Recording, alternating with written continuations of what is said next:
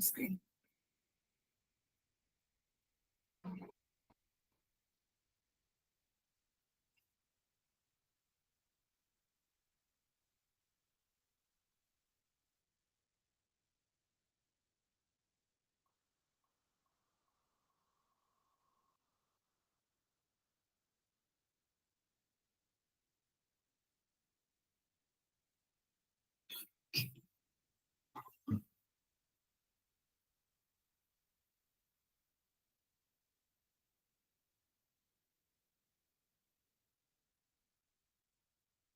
Screen.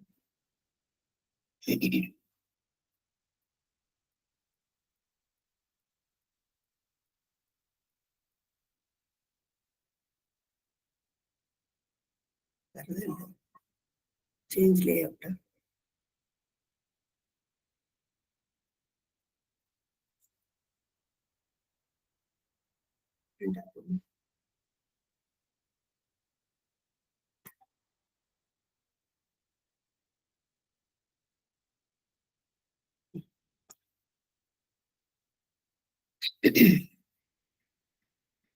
Oh, oh.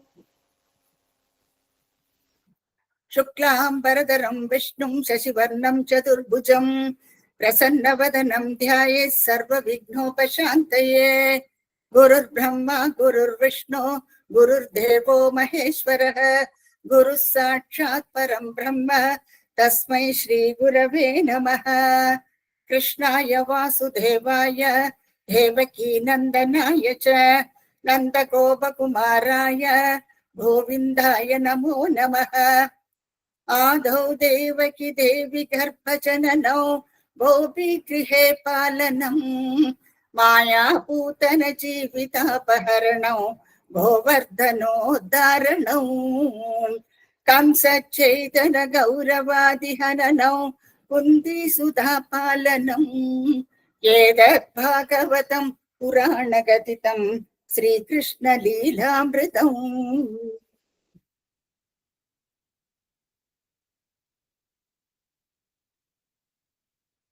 தசகம் 23ல முதல்ல நம்ம தக்ஷனுடைய வரலாறு பார்த்தோம். அதுக்கப்புறமா சித்திரகேதுவுடைய வரலாறும் பார்த்தோம்.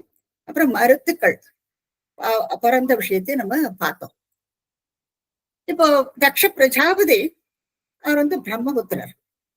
ஆனா இந்த பிரச்சேதஸ் இவாளுக்கு பிறக்கிற வார்ஷி பிரச்சேதஸ் இவாளுக்கு பிறக்கிறதும் தக்ஷன். அந்த தக்ஷன் இங்க ஸ்ரீமன் பட்டத்திரி என்ன சொல்றாரு, அபரோ தக்ஷகன்னு சொல்றாரு, இன்னொரு தக்ஷன். சோ இது ரெண்டையும் நீங்க கன்ஃபியூஷன் பண்ணிக்கப்படாது. ஆனா அந்த தக்ஷனுடைய மறுபிறவுதான் இந்த தக்ஷனும், அது மாத்திரம் தெரிஞ்சுக்கணும். ஏன்னா யுகங்கள் மாறி விடுறது இல்லையா, அதனால அந்த தக்ஷ பிரஜாபதினு நம்ம நினைச்ச கூடாது. அவர் வந்து இவர் சுயம்பு, அதாவது பிரம்மாவுடைய புத்திரர். அந்த 21 பிரஜாபதிகள்ல ஒருத்தராகும் அந்த தக்ஷ பிரஜாபதி. இந்த சரித்திரத்தை நம்ம பார்த்தோம். இது வந்து பிரச்சேதஸுக்கும் வார்ஷி அவ 2 பேருக்கும் பிறக்கிற தக்ஷன். தக்ஷன் வந்து என்ன பண்றாங்கன்னா, அவ அப்பா எல்லாம் சொன்ன பிரகாரம் இப்போ சர்க்க விவருத்தி, அதாவது இனப்பெருக்கம். சோ அதுல நாட்டம் வந்து கொண்டு, ஏன்னா அதுதானே இல்லையா அந்த காலத்துல எல்லாம் இப்போ நல்ல ஜனங்களை உற்பத்தி, நல்ல ஜனங்கள், எல்லா சத்காரியங்கள்லாம் நிறைய நடக்கணும். சோ அந்த ஒரு விஷயத்துக்குனால இவர் வந்து ஹம்சகுஹ்யம்ங்கிற ஒரு மந்திரத்தை ஜபிக்கிறாராம். இது வந்து ஸ்தோத்திர தபம்னு சொல்றாவ. அன்னைக்கே நான் சொன்னேன், ஸ்தோத்திரம் பண்ணற ஒரு தவம் இது.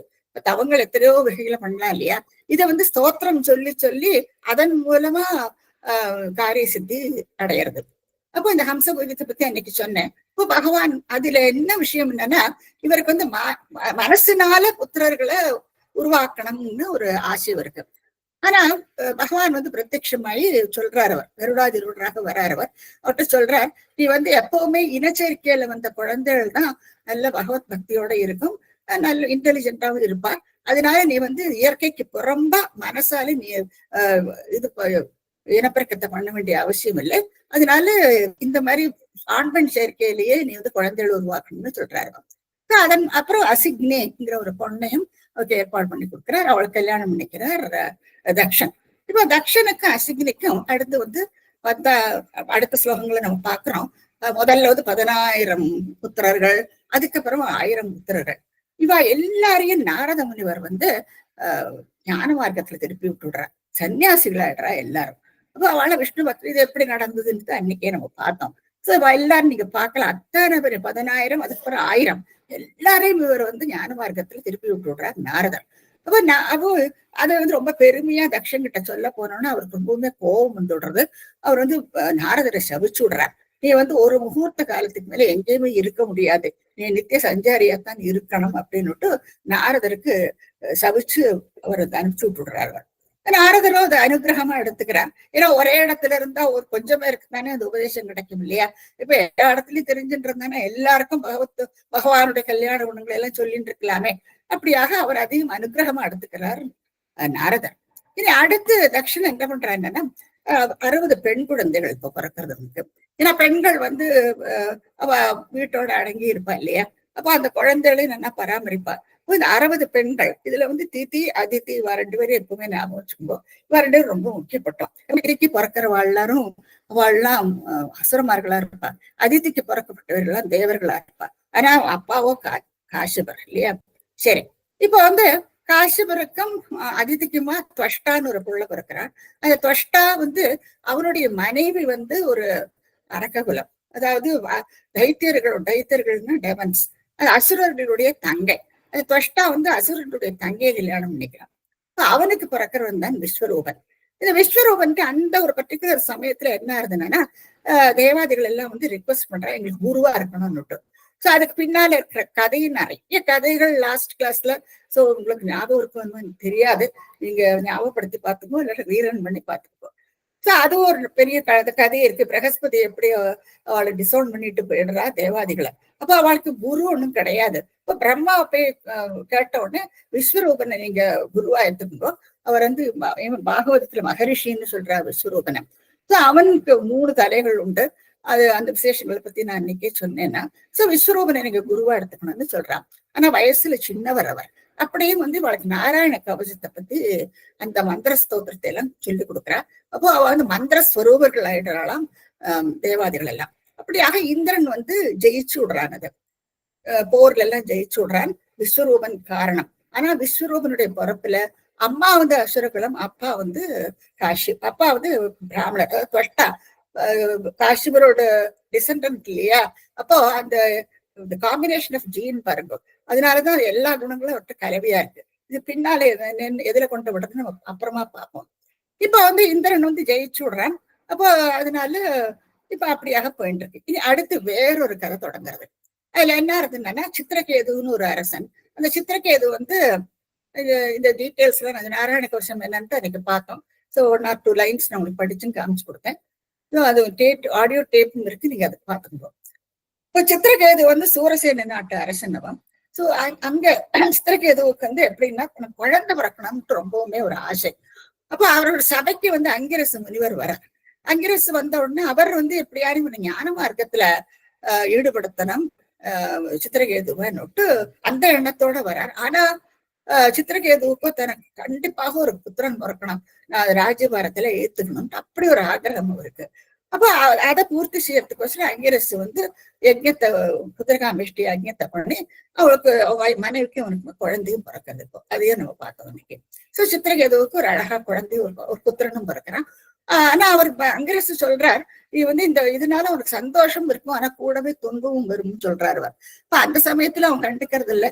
இப்ப என்ன ஆகுதுன்னா இந்த குழந்தைய பிறந்த உடனே ரொம்பவுமே சந்தோஷம், இந்த மனைவி மேல அவனுக்கு ரொம்பவுமே கூடுதல் அன்பு. அந்த மாதிரி இருந்தோன்னா சக்கரதிகளுக்கு எல்லாம் போறாம. அப்ப அவ என்ன பண்றான்னா விஷம் வச்சு அந்த குழந்தைய கொண்டுடுறா அவ. அப்போ அதனால அவன் வந்து அப்படியே மயக்கம் போட்டு விழுந்துடுறான். அவ புலம்புறா, என்ன பண்ணு தெரியறது இல்ல. இப்ப அவனுக்கு எத்தனை தூரத்துக்கு ஆசையோடு அந்த குழந்தை பெற்றுனான்னு இப்ப அந்த குழந்தைய மீறிட்டா இறந்தும் போயிடுறது.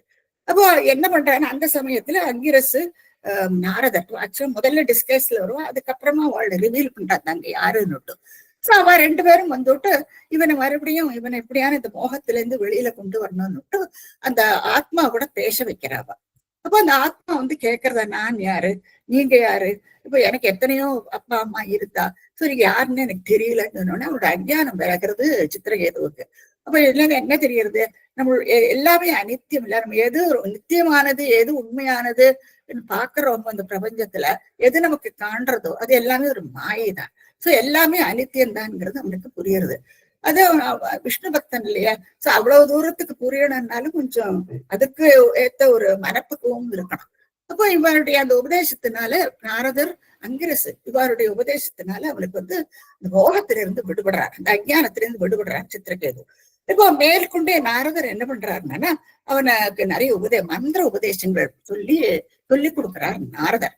நீங்க பார்க்கலாம் அந்த பிக்சர்ல சித்திரகேது உட்காத்தி வச்சு இவ்வளவு அதிர்ஷ்டம் பண்ணிடுவாள் தேவரிஷி அல்லவா நாரதர். இப்ப நாரதர் வந்து மந்திரோபதேசம் பண்ணி அவருக்கு வந்து அந்த அஜானத்தை முழுக்க விளக்க வைக்கிறார். அதுக்கப்புறம் அவர் என்ன சொல்றாருன்னா பகவானுடைய இந்த ஆதிஸ்வரூபம், இந்த ஆதிசேஷ ஸ்வரூபத்தை ஆராதிக்கணும்னு சொல்லிட்டு அந்த மந்திரங்கள் எல்லாம் சொல்லி கொடுக்குறாரு. அப்போ அச்சிரத்தக சொல்றாரு, அதாவது 7 நாள்லயே, ரொம்ப காலம் கூட கிடையாது, 7 நாள்லயே இவர் வந்து வித்யாதரர்களுக்கு அதிபதியாடுறாராம் சித்திரகேது. அதாவது கண்டினியூஸா நாரதர் சொல்லி கொடுத்த மாதிரியே அந்த மந்திரத்தை அவர் சொல்லிண்டே பகவான் ஆராதிச்சுட்டு வர. இப்ப 7 நாள்லயே அவர் வந்து வித்யாதரர்களுக்கு அதிபதியாடுறாராம் சித்திரகேது. அப்போ ஆனாலும் அவர் விடுறது இல்லை, பகவான் இன்னமும் மேற்கொண்டு ஆராதிக்கிறார் சித்திரகேது. விடாம அந்த மந்திரத்தை உச்சரிச்சுட்டு பகவத் சிந்தனையிலேயே இருக்கும் பொழுது சாட்சாத் பகவானே இப்போ வந்து முன்னால வராராம் அவருக்கு. அதுவும் அவர் பண்ணின ஒரு பெரிய அதிர்ஷ்டம். பகவான் அதுவும் எல்லாருக்கும் முன்னால, மகரிஷிகள் எல்லாம் பார்க்கலாம் நீங்க பின்னால, சனத்குமாரர்கள், மகரிஷிகள், வித்யாதரர்கள் இவாள எல்லாரும் சுத்தி நிற்க பகவான் சாட்சாத் பகவான் வந்து சித்திரகேதுவுக்கு உபதேசம் பண்றாராம் ஆத்ம ஞானத்தை. சோ அப்படி ஒரு அதிர்ஷ்டம் சித்திரகேதுவுக்கு கிடைக்கிறது. இதுல இருந்து அந்த அவருடைய பக்தி நமக்கு நன்றா தெரியுது. இப்ப அடுத்து என்ன ஆகுதுன்னா அவருடைய ஏரியல் கார்ல சித்திரகேது வந்து எல்லா இடத்துக்கும் சுத்திண்டு பகவானுடைய கல்யாண குணங்களை எல்லாம் சொல்லிட்டு அவர் திரிஞ்சுட்டு இருக்காரு. அப்படி சுத்தி வித்யாதர ஸ்திரீகள் பாருங்க, அவளை இருந்து வித்யாதர ஸ்திரீகள்னா அவளை பாடுவா, நல்ல இன்ஸ்ட்ருமெண்ட்ஸ் எல்லாம் வாசிப்பா. சோ இவர் வந்து கல்யாண குணங்கள் எல்லாம் அவர் விவரிச்சுட்டு வரும்போது இன்ஸ்ட்ருமெண்ட்ஸ் பக்கவாத்தியங்களை வல கூட இருப்பா. அப்ப கூட இவருக்கு வந்து எந்த விதமான மனசுல எந்த விதமான ஒரு சஞ்சலமும் இல்லை. இப்படியாக இவர் ஒரு சமயம் கைலாச மலைக்கு மேலாக வந்த உடனே இவர் ஒரு காட்சியை பார்க்கிறார். இந்த கைலாச மலையில அங்க வந்த உடனே எம்பெருமான் சிவபெருமான் பக்கத்துல கௌரி உட்கார்ந்துட்டு இருக்கா. அவள் வந்து இதுல மடியில தன்னுடைய காலை வச்சுட்டு உட்கார்ந்துட்டு இருக்கா.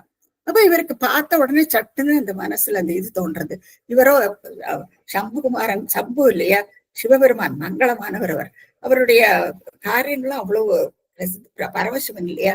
அப்போ அவருக்கு வந்து இவருடைய மடியில போய் இப்படி வச்சுட்டு இருக்காளே, இவரோ மன்மதனுக்கு எதிரி இல்லையா. அந்த கதையை நான் இன்னைக்கு சொன்னேன். சிவபெருமான் மன்மதனை எரிச்சுட்டார், நெற்றி கண்ணால எரிச்சார். அப்படிப்பட்டவர் இப்படி ஒரு கோலத்துல உட்கார்ந்துட்டு இருக்காருன்ட்டு அவனுக்கு மனசுல தட்டுறது சித்திரகேதுவுக்கு. அப்போ பரிகசிக்கிறான். அந்த சமயத்துல அவளை பார்த்துட்டு பரிகாசம் பண்ணனா உமைக்கு ரொம்ப கோபம் வந்துடுது, கௌரிக்கு ரொம்ப கோபம் வந்துட்டு சபிச்சு விடுறா. நீ அசுர யோனியில பிறக்கணும்னு சொல்லிட்டு சபிச்சு விடுறா கௌரி. அப்ப என்ன, இப்ப அவனுக்கு அசுரனா பிறக்கணும். ஆனாலும் என்ன, சித்திரகேது வந்து இந்த சாபத்துக்கு என்ன விமோச்சனம் எதுவுமே யாசிக்கிறது இல்லை அவகிட்ட, அதை ஏத்துக்கிறான் அவன். ஏன்னா அந்த மாதிரி பரிகாசம் பண்ணிட்டான்னு இதுவும் பகவானுடைய பிரேரணையிலையாக நடக்கிறது. ஏன்னா அவனுக்கு மோட்சம் கொடுக்கணும்னா அவருடைய மனசு வந்து சுத்தமா இருக்கணும். அவன் மனசுக்குள்ள எந்த விதமான விகல்பமோ விகாரம் எதுவுமே இருக்கப்படாது. இப்ப இதை பார்த்த உடனே அவன் மனசு சட்டம் சேஞ்ச் ஆடுறது, விகாரப்பட்ட போயிடுறது இல்லையா, அதை கூட இருக்கப்படாது. அதனாலதான் எல்லாமே அவரோட பிரேரணையிலேயே நடக்கிறது. சோ அப்படியாக இப்ப வந்து அவனுக்கு அசுர யோனியில அசுர ஜென்மம் வந்து அதையும் கழிச்சாகணும். இப்ப என்ன ஆறுது, இப்போ இந்த சித்திரகேதுவோட சாபம், இந்த இந்திரர்கள் வந்து விஸ்வரூபன் கிட்ட இருந்து நாராயண கவசத்தை கத்துன்னு இருக்காங்க. விஸ்வரூபன் என்னன்னா அவன் அம்மா அசுரகுலத்தை சேர்ந்தவள் இல்லையா, அப்பாவோ காசிபரோட பிள்ளை பிராமணர்கள். அப்போ இந்த அக்னிஹோத்திரம் அப்புறம் இந்த யஜ்யங்கள் எல்லாம் பண்ணும் பொழுது ஹவிர்பாகத்தை அசுரர்களுக்கும் கொடுக்குறான் சத்தம் இல்லாதக்கு. என்னன்னா அம்மா அசுரகுலத்தை சேர்ந்தவள் இல்லையா, அப்ப எப்போ ஒரு சாஃப்ட் கார்னர் அவருக்கு. சோ அவளுக்கு அந்த ஹவிர்பாகத்தை கொடுக்குறான். இதை ஒரு நாளைக்கு இந்திரன் பார்த்து விடுறான். பார்த்துட்டு கோவிச்சுட்டு விஸ்வரூபன் வந்து பதம் பண்ணி விடுறாங்க. எத்தனை தப்பு இல்லையா, அவர்கிட்ட நாராயண கவசத்தை எல்லாம் கத்துட்டு அவருடைய ஜெயத்துக்கு காரணமானவனே விஸ்வரூபன். அப்படி இருக்கும் பொழுது அவரையே கொண்டுபடுறான் இந்திரன். அப்ப என்ன இருந்ததுன்னா துவஷ்டா அப்பாவுக்கு ரொம்பவுமே கோபம் வந்துடுறது. அப்ப துவஷ்டா வந்து என்ன பண்றாங்கன்னா ஒரு யஜ்யத்தை ஏற்பாடு பண்றாரு அவர். அந்த யஜ்ஞத்துல வந்து என்னத்துக்கு என்னன்னா அதுல ஒரு அசுரனை சிருஷ்டிக்கிறார் அவர். இந்த யஜ்ஞத்தை நீங்க பார்க்கலாம். ஆனா இதுல என்ன ஆகுதுன்னா என்னத்துக்கு இந்த அசுரன் அவர் உருவாக்குறாருன்னா அந்த அசுரன் வந்து இந்திரனை கொண்டுடணும். சோ அந்த நோக்கத்தோட அந்த யஜ்ஞத்தை அவர் பண்றாரு. ஆனா அதுல வந்து தப்பு விழுந்துடுறது. இந்த மந்திர உச்சாரணத்துல எல்லாம் வேதம் எல்லாம் உச்சரிப்பா இல்லையா, அந்த சமயத்துல தப்பு விழுந்துடுறது. இப்போ அதனால என்ன ஆகுதுன்னா ரிசல்ட் என்னன்னா விருத்தாசுரன் அவன் தான் அந்த அசுரன். அந்த விருத்தாசுரன் இந்திரனை வதம் பண்ணணும், இந்திரனை கொல்லணும். அதுக்கு உள்டாவா என்ன ஆகுதுன்னா இந்திரன் வந்து விருத்தாசுரனை கொண்டு விடுறாரு. இப்படிதான் ஃபைனலா நடக்கிறது. சோ அப்போ இப்ப என்ன ஆகுதுன்னா விருத்தாசுரன் வந்து அந்த தீயில இருந்து வெளியில வரான். அது பயங்கரமான ரொம்ப வேலர் ஜாஸ்தி அவனுக்கு. சோ அவன் என்ன பண்றான்னா இந்திரனுக்கு நேரம் போயிட்டு சண்டை, பயங்கர யுத்தம் நடக்கிறது இந்திரனுக்கும் விருத்தாசுரனுக்கும். அந்த படத்தை நீங்க பார்க்கலாம். அப்போ இந்திரனுக்கும் அவரை ஜெயிக்கவே முடியறது இல்லை. ஏன்னா அப்படி ஒரு பலம் விருத்தாசுரனுக்கு. அப்போ விருத்தாசுரன் இடைக்கிடைக்கு என்ன பண்றான்னா இவருக்கு இது ஞான மார்க்கம், தத்துவபோதம், ஆத்ம போதம் எல்லாம் சொல்லி கொடுக்குறாங்க. ஏன்னா அவன் விஷ்ணு பக்தன் இல்லையா.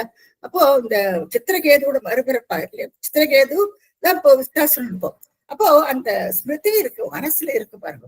அப்போ அதனால என்ன பண்றாங்க நடுவுல இவனுக்கு நல்லதெல்லாம் சொல்லி கொடுக்குறாங்க. இப்போ இந்திரனுக்கு ரொம்ப ஆச்சரியமா இருக்கான். இப்படி அசுரனா போரும் சண்டையும் போடுறான், ஆனா இவங்கிட்ட இவ்வளவு நல்ல குணங்களும் இருக்கேன்னு ஆச்சரியப்படுறான்னா இந்திரன். சரி anyway what ever it is, இந்திரனுக்கு முன்ன எப்படியானு வதம் பண்ணி ஆகணும். அப்போ அந்த வஜ்ராயுதத்தை எடுத்து கடைசியா வதம் பண்ணிவிட்டாங்க. அந்த வஜ்ராயுதத்தினால ஒரு கதை உண்டு, இன்னொரு இன்ஸ்டன்ஸ்ல நான் சொல்றேன். சோ அப்படியாக சித்திரகேதுவுக்கு ஃபைனலி வந்து ஒரு மோட்சம் கிடைச்சுடுது. சாரூப்பிய மோட்சம் கிடைக்கிறது சித்திரகேதுவுக்கு. சோ அதை பத்தி நான் ஏற்கனவே சொல்லியிருக்கேன். சாரூப்பியம் என்ன, சாயுஜ்யம் என்ன, டிஃப்ரெண்ட் கைண்ட் இல்லையா, அது மாதிரி அவனுக்கு சாரூப்பிய மோட்சம் அவனுக்கு கிடைச்சு விடுறது. சரி கடைசியா லாஸ்ட் ஸ்லோகத்துல ஸ்ரீவன் பட்டத்திரி என்ன சொல்றாங்கன்னா மருத்துக்கள் எப்படி பிறந்ததுங்கிறத பத்தி ஒரு 4 லைன்ஸ்ல சொல்றாரு அவர். இங்க திதி, காஷ்யபருக்கு நிறைய மனைவிகள் உண்டு. திதியும் ஒரு மனைவி. அதுல தக்ஷனோட புத்திரியாக்கும் திதி. அப்புறம் பார்த்தோம் இல்லையா, அது 60 பொண்கள்ல ஒருத்தியாக்கும் திதி.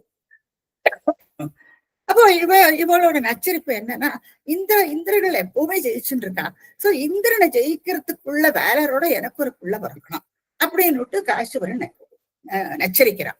அப்ப அவர் என்ன சொல்றாருன்னா பும்சவனம்ட்டு ஒரு விரதத்தை நீ மேற்கொள்ளணும். அந்த பும்சவனம் அப்படி ஒரு விரதம் உண்டு. அந்த விரதத்தை நீ மேற்கொள்ளணும். ஆனா அது வந்து விஷ்ணு ஆராதிக்கணும், கோபூஜை பண்ணணும், பிராமணனுக்கு சாப்பாடு போடணும், இந்த மாதிரி அது ஏகப்பட்ட அனுஷ்டானங்கள் எல்லாம் உண்டு. சோ இதையெல்லாம் நீ வந்து கிரமமா நீ பண்ணணும். ஏதாவது அதுல டூஸ் அண்ட் டோன்ட்ஸ் உண்டு நிறைய, எது பண்ணப்படாதுங்கிறது உண்டு. அதெல்லாம் சொல்லிவிட்டு நீ இதை வந்து ஒழுங்கா கடைபிடிச்சேன்னா அப்போ உனக்கு ஒரு நீ நினைச்ச மாதிரி ஒரு புத்திரன் உனக்கு பிறப்பான்னுட்டு காஷ்யபர் சொல்றான்.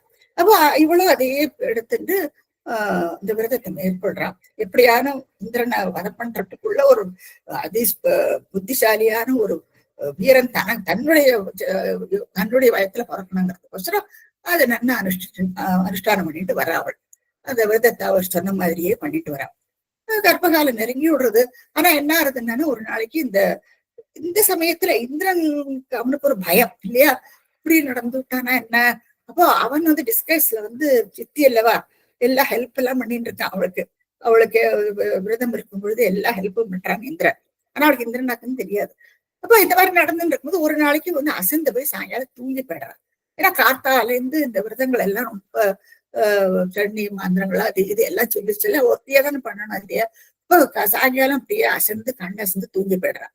அந்த சமயம் பார்த்து இந்திரன் என்ன பண்றான்னா அவருடைய கர்ப்பத்துல புகுந்து அந்த தன்னுடைய யோக வலிமையினால அவருடைய கர்ப்பத்துல புகுந்து அந்த வஜ்ராயுதத்தினால அந்த குழந்தைகளை வந்து அந்த கர்ப்பத்தை 7 துண்டா விட்டுடுறாங்க. ஆனா அந்த 7 துண்டுகளும் அப்படி ஜொலிக்கிறது. 7 குழந்தைகள் அப்படின்னா ஒரு தேஜஸ்களா இருக்கா அந்த 7 குழந்தைகளும். அப்புறம் எல்லா குழந்தைகளும் பிறந்தா அழுவும் இல்லையா, இந்த 7 குழந்தைகள் ஓன்னு அழ தொடங்குறது. அப்போ அவர் என்ன இந்திரன் மனசு கலங்கி போயிடுறது. அவன் மா ருத் மானா வேண்டாம், ருத் நான் அழறது, நீ அழாதீங்கோன்னு சமாதானப்படுத்துறாங்க அந்த குழந்தைகளை. அவதான் மருத்துக்கள்னா வாயு வாழலாம். அப்போ எரிவ இந்த 7 இப்போ இவ இருந்தானே ரிசல்ட் என்ன, இவ வந்து இந்திராதிகளுக்கு எதிரியாயிடுவா இல்லையா. அப்ப அந்த 7 அந்த குழந்தைகளையும் மறுபடியும் துண்டாக்குறான். அப்போ அதுல 49 தேஜஸ்கள் பிறக்கிறான். சோ இதுல பார்த்தா 49 தேஜஸ்கள் பிறந்திருக்கான். அப்ப இது அந்த கீதையில இருந்து அந்த ரெஃபரன்ஸ் நான் கொடுத்தேன். மருதோஸ்மி மரீச்சிர் மருதோஸ்மின்னு பகவான் சொல்றார். அந்த மருத்துக்களும் தேஜஸ்விகளான அந்த மருத்துக்களும் நான் தான் சொல்றேன். ஏன்னா விஷ்ணு அல்லவா ஆராதிச்சிருக்கார். அது விஷ்ணு ஆராதனையில பிறந்த அந்த குழந்தைகளவா. சோ அந்த 49 பேரும் அப்படி ஜொலிக்கிறார். அதுக்குள்ள திதி எழுந்துருந்துடுறா. கண்ணை முடிச்சு பார்த்தா 49 தேஜஸ்விகள் அவள் கண் முன்னார குழந்தை நிற்கிற ரொம்ப சந்தோஷப்படுறாள் அவள். ஆனா அவளுக்கு சந்தேகம். அவ கேட்டது ஒரு குழந்தை தானே, ஆனா இப்ப 49 குழந்தைகள் இங்க இருந்து வந்தது. அப்போ அவர் இந்திரன் எல்லாம் சொல்லிவிடுவான், இந்த மாதிரி நடந்தது எல்லாம் சொல்லிவிடுறான். கொஞ்சம் முதல்ல கோவிச்சுக்கிறா. அதனால என்ன அந்த குழந்தைகள் அத்தனை அழகா இருக்கு பாக்குறதுக்கு. அப்போ என்ன சொல்றான்னா, இவ காசிவர் சொன்ன மாதிரி இந்த குழந்தைகள் எல்லாம் இப்ப இந்திரனுக்கு நண்பர்கள் ஆயிடுவா. அப்போ அதே மாதிரி என்ன திதி என்ன சொல்றாங்கன்னா, இந்த குழந்தைகளை வந்து நீ எதுவும் பண்ணக்கூடாது, இவாளை வந்து நீ உன்னோட நண்பர்களை ஏத்துக்கணும்னு சொல்லி இந்திரன்கிட்ட சொல்லி வாக்கு வாங்கிடுறான். இப்ப இந்திரனை இவாளை வந்து தேவர்களுடைய அந்தஸ்துக்கு உயர்த்தி விடுவனா, வாயு தேவர்கள்னு சொல்றோம் இல்லையா. சோ தேவாதிகளோட அந்தஸ்துக்கு இவாளை உயர்த்தி விடுவனா இந்த 49 மருத்துன்னா மாருதம் சொல்றோம் இல்லையா, வாயு இதெல்லாம் காத்து கலக்கும். அப்போ இங்க வந்து நான் ஒரு ரெஃபரன்ஸ் நான் கொடுத்தேன். கெமிஸ்ட்ரி படிச்சவாளுக்கு ஓரளவுக்கு அதை சிந்திச்சு என்ன வாக்கணும்ட்டு பார்க்கலாம். கெமிஸ்ட்ரி கிராஜுவேட்ஸா இருந்தானா, ஆனா அது சரியா தப்பான்னு எனக்கு தெரியாது. இந்த 7 மருத்துக்கள் முதல்ல தோன்றா இல்லையா, இந்த 7 பேரும் இனர்ட் கேசஸ் ஆர் நோபல் கேசஸ்ன்னு நம்ம பீரியாடிக் கிளாசிபிகேஷன் ஆஃப் எலிமெண்ட்ஸ்ல படிச்சிருப்போம். நம்ம கெமிஸ்ட்ரி கிராஜுவேட்ஸ் எல்லாம் படிச்சிருப்பா. சோ அந்த 7 எலிமெண்ட்ஸ் வந்து பாருங்க, இங்க வந்து 18வது குரூப்ல இருக்கும் அந்த 7 எலிமெண்ட்ஸ். அதை நோபல் கேசஸ் சொல்லுவா, இல்லாட்டி இனர்ட் கேஸ்ன்னு சொல்லுவா. இதுல இருக்கிற ஆட்டம்ஸ் வந்து ஒன்னோட ஒண்ணு சேர்ந்து மாலிகூல்ஸ் ஆகாது.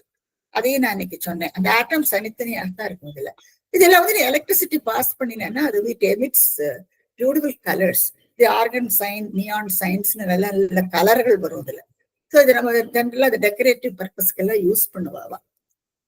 இப்போ இந்த தேஜஸ்ன்னு வந்தது இல்லையா, இப்போ இந்த தேஜஸ்கள்னு எனக்கு ஒரு ஜஸ்ட் ஒரு ஸ்ட்ரைக் ஆச்சு. மேபி இந்த 7 எலிமெண்ட்ஸா இருக்கலாம் அதுன்னுட்டு. ஸோ அந்த ரெஃபரன்ஸையும் நான் உங்களுக்கு கொடுத்துருக்கேன். இதுல ஹீலியம், நியான், ஆர்கான், கிரிப்டான் இந்த மாதிரி பேர் வச்சிருக்கேன். ஸோ இதெல்லாம் ஏற்கனவே பாருங்க இவ்வளவு விஷயங்கள் பாகவதத்திலையும் இருக்குன்னு நினைச்சா ரொம்ப ஆச்சரியமா இருக்கு இல்லையா. அப்போ கடைசியா பட்டத்துல என்ன சொல்றார், அவர் வந்து இந்த கோவில் பாருங்க, பழைய காலத்து கோவில், அந்த அவர் இருந்தப்போ இருந்த கோவிலாக்கம் இது. அப்ப அவர் அந்த மண்டபத்துல உட்கார்ந்துட்டு தானே தினமும் எழுதிட்டு இருக்காரு இல்லையா. அவருக்கு ஒரு நோய். அப்ப அவர் என்ன சொல்றாருன்னா, இப்போ வந்து திதி இந்த கெட்ட எண்ணத்தோட உன்னை ஆராதிச்சு அவளுக்கே இந்த 49 தேஜஸ்கள் பிறந்தா. அப்ப நானும் உன்னுடைய பக்தன், விஷ்ணு பக்தன் தான். அப்போ எனக்கு என்னையும் நீ ரட்சிக்கணும் அப்படின்னுட்டு அந்த தசகத்தை முடிக்கிறார் அவர். அவனால ஏஷங்கிறார். நீங்க பார்த்தேன்னா இந்த வேர்ட்ஸ் எப்படி யூஸ் பண்றாரு பாருங்க. பவனம்னாலும் காத்துன்னு தான் அர்த்தம் இல்லையா, ஹிந்தியிலேயே நீங்க படிச்சிருப்பாரு. சோ பவனால ஏஷாங்கிற குருவும் வாயுமா பிரதிஷ்டம் என்னதாக்கம் அந்த கோவில். இதுவும் நான் உங்களுக்கு முதல்லயே சொல்லியிருக்கேன். அப்படியாக ஒவ்வொரு தசகம் முடியும் பொழுதும், கட்டத்திரி முடிக்கும் பொழுது ரொம்ப அழகா இருக்கும். சரி, அவர் அந்த வார்த்தைகளுடைய பிரயோகங்கள் வந்து கரெக்டா அந்த ஸ்லோகத்துல அவர் என்ன சொல்றாரோ அதோட மர்ஜாகும். அப்புறம் இன்னொரு விஷயம் என்னன்னா, பாகவத்துல என்ன சொல்லி இருக்கோ அதேதான் அவரும் சொல்றாரு. ஆனா அவ்வளவு சுருக்கமா சொல்றாரு. அது சுருக்கமா அந்த 4 லைன்ல எவ்வளவு கதைகள் இருக்கு பாரு, தொக்கி இருக்கு இல்லையா. சோ எல்லாத்தையும் நீங்க படிக்கும்போது ஒட்டுமொத்தமாக நிறைய விஷயங்கள் உங்களுக்கு புரியும். ஆனா நீங்க வந்து இதுல நீங்க நிறைய படிக்கணும்.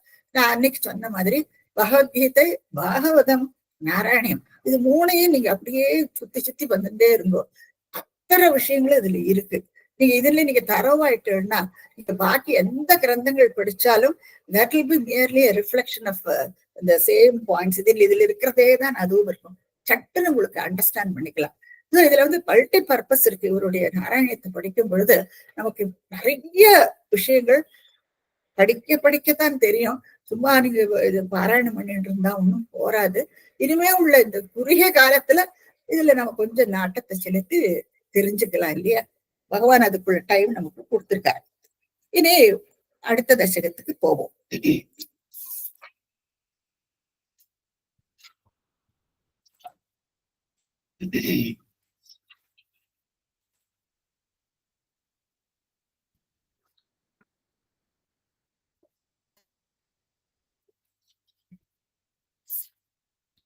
இப்போ நம்ம வந்து இன்னொரு நாமே பிரணஷ்யதி நமே பக்தக பிரணஷ்யதி அப்படின்ட்டு நான் டைட்டில் கொடுத்தேன் இல்லையா. பகவான் வந்து தன்னுடைய பக்தர்களை கைவிடவே மாட்டார், அது மாத்திரம் உறுதி. இப்ப நம்ம எல்லாம் பக்தர்களை பகவான் பேர்ல எப்பவுமே அவர் பேர்ல அந்த நாட்டம் இருந்ததுன்னா, அவரையே நம்ம சிந்திச்சுட்டு இருந்தோம்னா, கண்டிப்பா என்ன இக்கட்டு வந்தாலும் அவர் நம்மளை கைவிட மாட்டார். சோ அதை குறிச்சு பேஸ் பண்ணிதான் இந்த 2 தசகமும் ஸ்ரீமன் பட்டத்திரி பாகவதத்திலிருந்து எழுதியிருக்கார். இப்ப ஹிரண்யாட்ச வதத்தை நீங்க படிச்சிருக்கீர்கள். ஹிரண்யாட்சனுடைய அண்ணா வந்து ஹிரண்ய கசிபு. சோ அந்த ஹிரண்ய கசிபு இவாளுடைய ஸ்டோரியும் உங்களுக்கு தெரியும். சோ அதை பத்தி நம்ம இப்ப படிப்போம். இது மெயினா இந்த 2 தசகங்களும் பிரகல்லாத சரித்திரமாகும். உங்களுக்கு எல்லாருக்கும் பிரகல்லாத சரித்திரம் தெரியும், அது நன்றாகவே தெரியும். ஆனா இதுல அடிஷனலா எத்தனை இன்ஃபர்மேஷன் நீங்க தெரிஞ்சுக்க போறது படிச்ச பின்னதான் உங்களுக்கு புரியும். இப்ப ஆரம்பிச்சுக்கலாம் நம்ம. ஹிரண்யாட்சே புத்ரி பிரவரவபுஷா தேவபவதா ஹதே சோக க்ரோத லபித திருதிரேதஸ்ய சஹஜः ஹிரண்ய பிராரம்பः கஷிபு அமராராதி சதசி பிரதிஜ்ஞா மாதேனே தவ கிலவதார்த்தம் மதுரி போம். இப்ப நீங்க இந்த பிக்சர்ல நீங்க பார்க்கும் பொழுது, முதல் பிக்சர்ல வந்து நாரதர் பஞ்ச பாண்டவாளுக்கு ஏதோ உபதேசம் பண்ணியிருக்காரு. இப்ப இது எங்க நடக்கிறதுன்னா துவாபர யுகத்துல நடக்கிறது. இது இப்போ ராஜசூய யாகம் பண்ணிட்டு இருக்கார் தர்மர். உங்களுக்கு தெரியும் ராஜசூய யாகம் என்னன்னு பின்னாடி நம்ம பார்ப்போம். இதெல்லாம் இந்த ராஜசூய யாகம் நடந்தப்போ எல்லாரையும் கூப்பிட்டுருக்கார். அப்போ அதுல வந்து சிசுபாலனும் வரான். சிசுபாலனும் அந்த யாகத்துக்கு வந்திருக்கான். அப்போ அது ரொம்ப பிரம்மாண்டமா நடந்துட்டு இருக்கு. அந்த சமயத்துல சிசுபாலன் என்ன பண்றான்னா கிருஷ்ணரை ரொம்ப அவமதிக்கிறானவன் கண்ணா பின்னான்னு திட்டுறான் கிருஷ்ணன். அப்போ அது என்னத்தினால என்னன்னா அவ கிருஷ்ணனை முக்கியமா அவரை உட்காந்து அவருக்கு அர்க்கியம் பாத்தியம் எல்லாம் கொடுத்து அந்த விசேஷத்தை தொடங்குறாவா. ரொம்ப அவருக்கு வந்து கௌரவிக்கிறா கிருஷ்ணனை. அது அவனுக்கு பொறுக்க மாட்டேங்கிறது சிசுபாலனுக்கு. அப்போ அவன் வந்து கண்ணா பின்னான்னு திட்டும் பொழுது கிருஷ்ணர் வந்து அவனை வந்து வஜ்ரா தன்னுடைய சக்கரத்தினால அவனை வந்து வெட்டி விடுவார். இந்த ஒரு விஷயம் நடக்கிறது அந்த சமயத்துல. அந்த சமயத்துல இவனுக்கு வெட்டின உடனே இந்த சிசுபாலனுக்கு மோட்சம் கிடைச்சு விடுறது. அந்த ஜோதி அப்படியே போய் பகவானோட ஒன்றி போயிடுறது. அப்போ தர்மர் வந்து கேட்கிறாராம் நாரதர்கிட்ட, இது என்ன இவன் இப்படி கண்ணா பின்னான்னு திட்டினான் பகவான, நம்மளும் அவர்கிட்ட இத்தனை ஒட்டுதலா இருக்கும், இப்படிப்பட்டவனுக்கு எப்படி அவர் சாயுஜ மோட்சம் கொடுக்குறாரு, அவனுக்கு கொடுக்குறான்னு கேட்கிறார் நாரதர்கிட்ட. அந்த சமயத்துல நாரதர் வந்து இந்த பழைய கதையெல்லாம் சொல்றார். ஏற்கனவே உங்களுக்கு தெரியும், சரகாதிகள் வைகுண்டத்துக்கு போனது, அப்போ இந்த ஜெய விஜயாளவார்ன்ட்டு பேர் கேட் கீப்பர்ஸ் அவ தடுத்து நிறுத்துறது, அப்போ அவளை சபிக்கிறது, அதுக்கப்புறம் நடந்த விஷயங்கள் எல்லாம் தெரியும். அப்போ அந்த ஜெய விஜயாளவார் 2 பேருக்கும் 3 அசுர ஜன்மாவை கழிக்கணும் அவளுக்கு. அந்த முதல் அசுர ஜன்மா அதுதான் ஹிரண்யாக்ஷன் ஹிரண்யகசிபு. 2வது அசுர ஜன்மா வந்து ராவணன் கும்பகர்ணன். 3வது அசுர ஜன்மா அவளுக்கு சிசுபாலன் தண்டபக்தன். சோ அந்த சிசுபாலனை தான் இப்போ வந்து கொண்டு விடுறாரு. சரி, அந்த சமயத்துல என்ன நடக்கிறதுன்னா இந்த ஜெய விஜயாள் 2 பேரும் பகவான் கிட்ட வேண்டிக்கிறானாம், நாங்க வந்து இந்த சாபத்தை ஏத்துக்கிறோம், நாங்க பண்ணினது தப்புதான். அப்புறம் ஞானிகள் இல்லையா சனத்குமாரர்கள் எல்லாம், அப்போ பகவான் வந்து அதுக்கு வேணும்னா அவருக்கு அந்த இதை எப்படியோன்னு கேன்சல் பண்ணிவிடலாம், அவ பண்ணியிருக்கிற அந்த சாபத்தை விமோசனம் கொடுக்கலாம். ஆனா அவர் கொடுக்கறது இல்லை. அது என்ன அவள் அவமதிக்கிற மாதிரி ஆயிடும். அப்போ இவாளுக்கு அந்த கண்டிப்பா அந்த சாபத்தை ஏத்துக்கத்தான் வேணும் அவளுக்கு. அப்போ அவ சொல்ற, நாங்க ஏத்துக்கிறோம், நாங்க பண்ணினது தப்புதான், ஏன்னா அந்த ஞானிகளை நாங்க மதிக்கல, ஏத்துக்கிறோம். ஆனா எங்களுக்கு வந்து உங்களுடைய அந்த எண்ணம் எப்போ எங்க மனசுக்குள்ள இருக்கணும். ஸ்மிருதிங்கிற ஸ்மிருதினா பகவானோட இந்த எண்ணம் எங்க மனசுக்கு விட்டு நீங்கவே கூடாது. அப்புறம் எங்களை வந்து உங்க கையேதான் எங்களுடைய மரணமும் சம்பவிக்கணும் அப்படின்னு பகவான் கிட்ட கேட்டு வரன் வாங்கிட்டு போயிடுறா. அப்படியாக உலகத்துல வந்து அசுரர்களா குதிச்சு விடுறா. ஹிரண்யாக்ஷன் ஹிரண்யகசிபு அதை நம்ம பார்த்தோம். அப்போ அந்த மாதிரி அந்த கதையை சொல்லும் பொழுது அந்த சமயத்துல நாரதரை சொல்றார். அப்போ ஹிரண்யாக்ஷனை வந்து இவர் வந்து வராக அவதாரம் எடுத்து அவனை வதம் பண்ணினார். இப்போ வந்து அவருடைய சகோதரன் ஹிரண்யகசிபு, இப்ப அவனையும் பகவான் வந்து இந்த நரசிம்ம அவதாரம் எடுத்து அவனையும் வதம் பண்ணுவார். அப்போ அந்த சமயத்துல இந்த அவதாரத்தினுடைய பெருமைகள் இந்த பிரகலாத சரித்திரம் எல்லாமே வரும். சோ அந்த பிரகலாத சரித்திரம் எல்லாத்தையும் எடுத்து தர்மனுக்கு சொல்றாராம் நாரதர். சோ இது இந்த ஹிரண்யாட்ச ஹிரண்யகசிபு அது வந்து எந்த யுகத்துல நடத்திருக்கும் பாருங்க. தர்மம் இங்க வந்து தர்மபுத்திரனுக்கு இவர் சொல்றது துவாபர யுகத்திலே ஆகும். சோ துவாபர யுகத்துக்கு முன்னால நடந்த விஷயம் ஹிரண்யாட்சன் ஹிரண்யகசிபு. ஏன்னா அதுக்கு அடுத்து வந்து ராவண கும்பகர்ணன் அவரது திரேதா யுகம். சோ இது கிருத்தயுகத்துல இருந்திருக்கணும் அது. சோ இந்த மாதிரிதான் நம்ம டேட்ஸ் பாத்துக்கணும், நம்ம எப்ப நடந்ததுன்னு. சோ அந்த கதையை நாரதர் வந்து தர்மபுத்திரருக்கு சொல்றார். அப்போ அவர் சொல்றார், அந்த மாதிரி பகவான் எப்பவுமே வந்து அவதாரம் எடுத்து இந்த மாதிரி துன்புறுத்துறவாள் எல்லாம் அவர் வதம் பண்ணுவார்.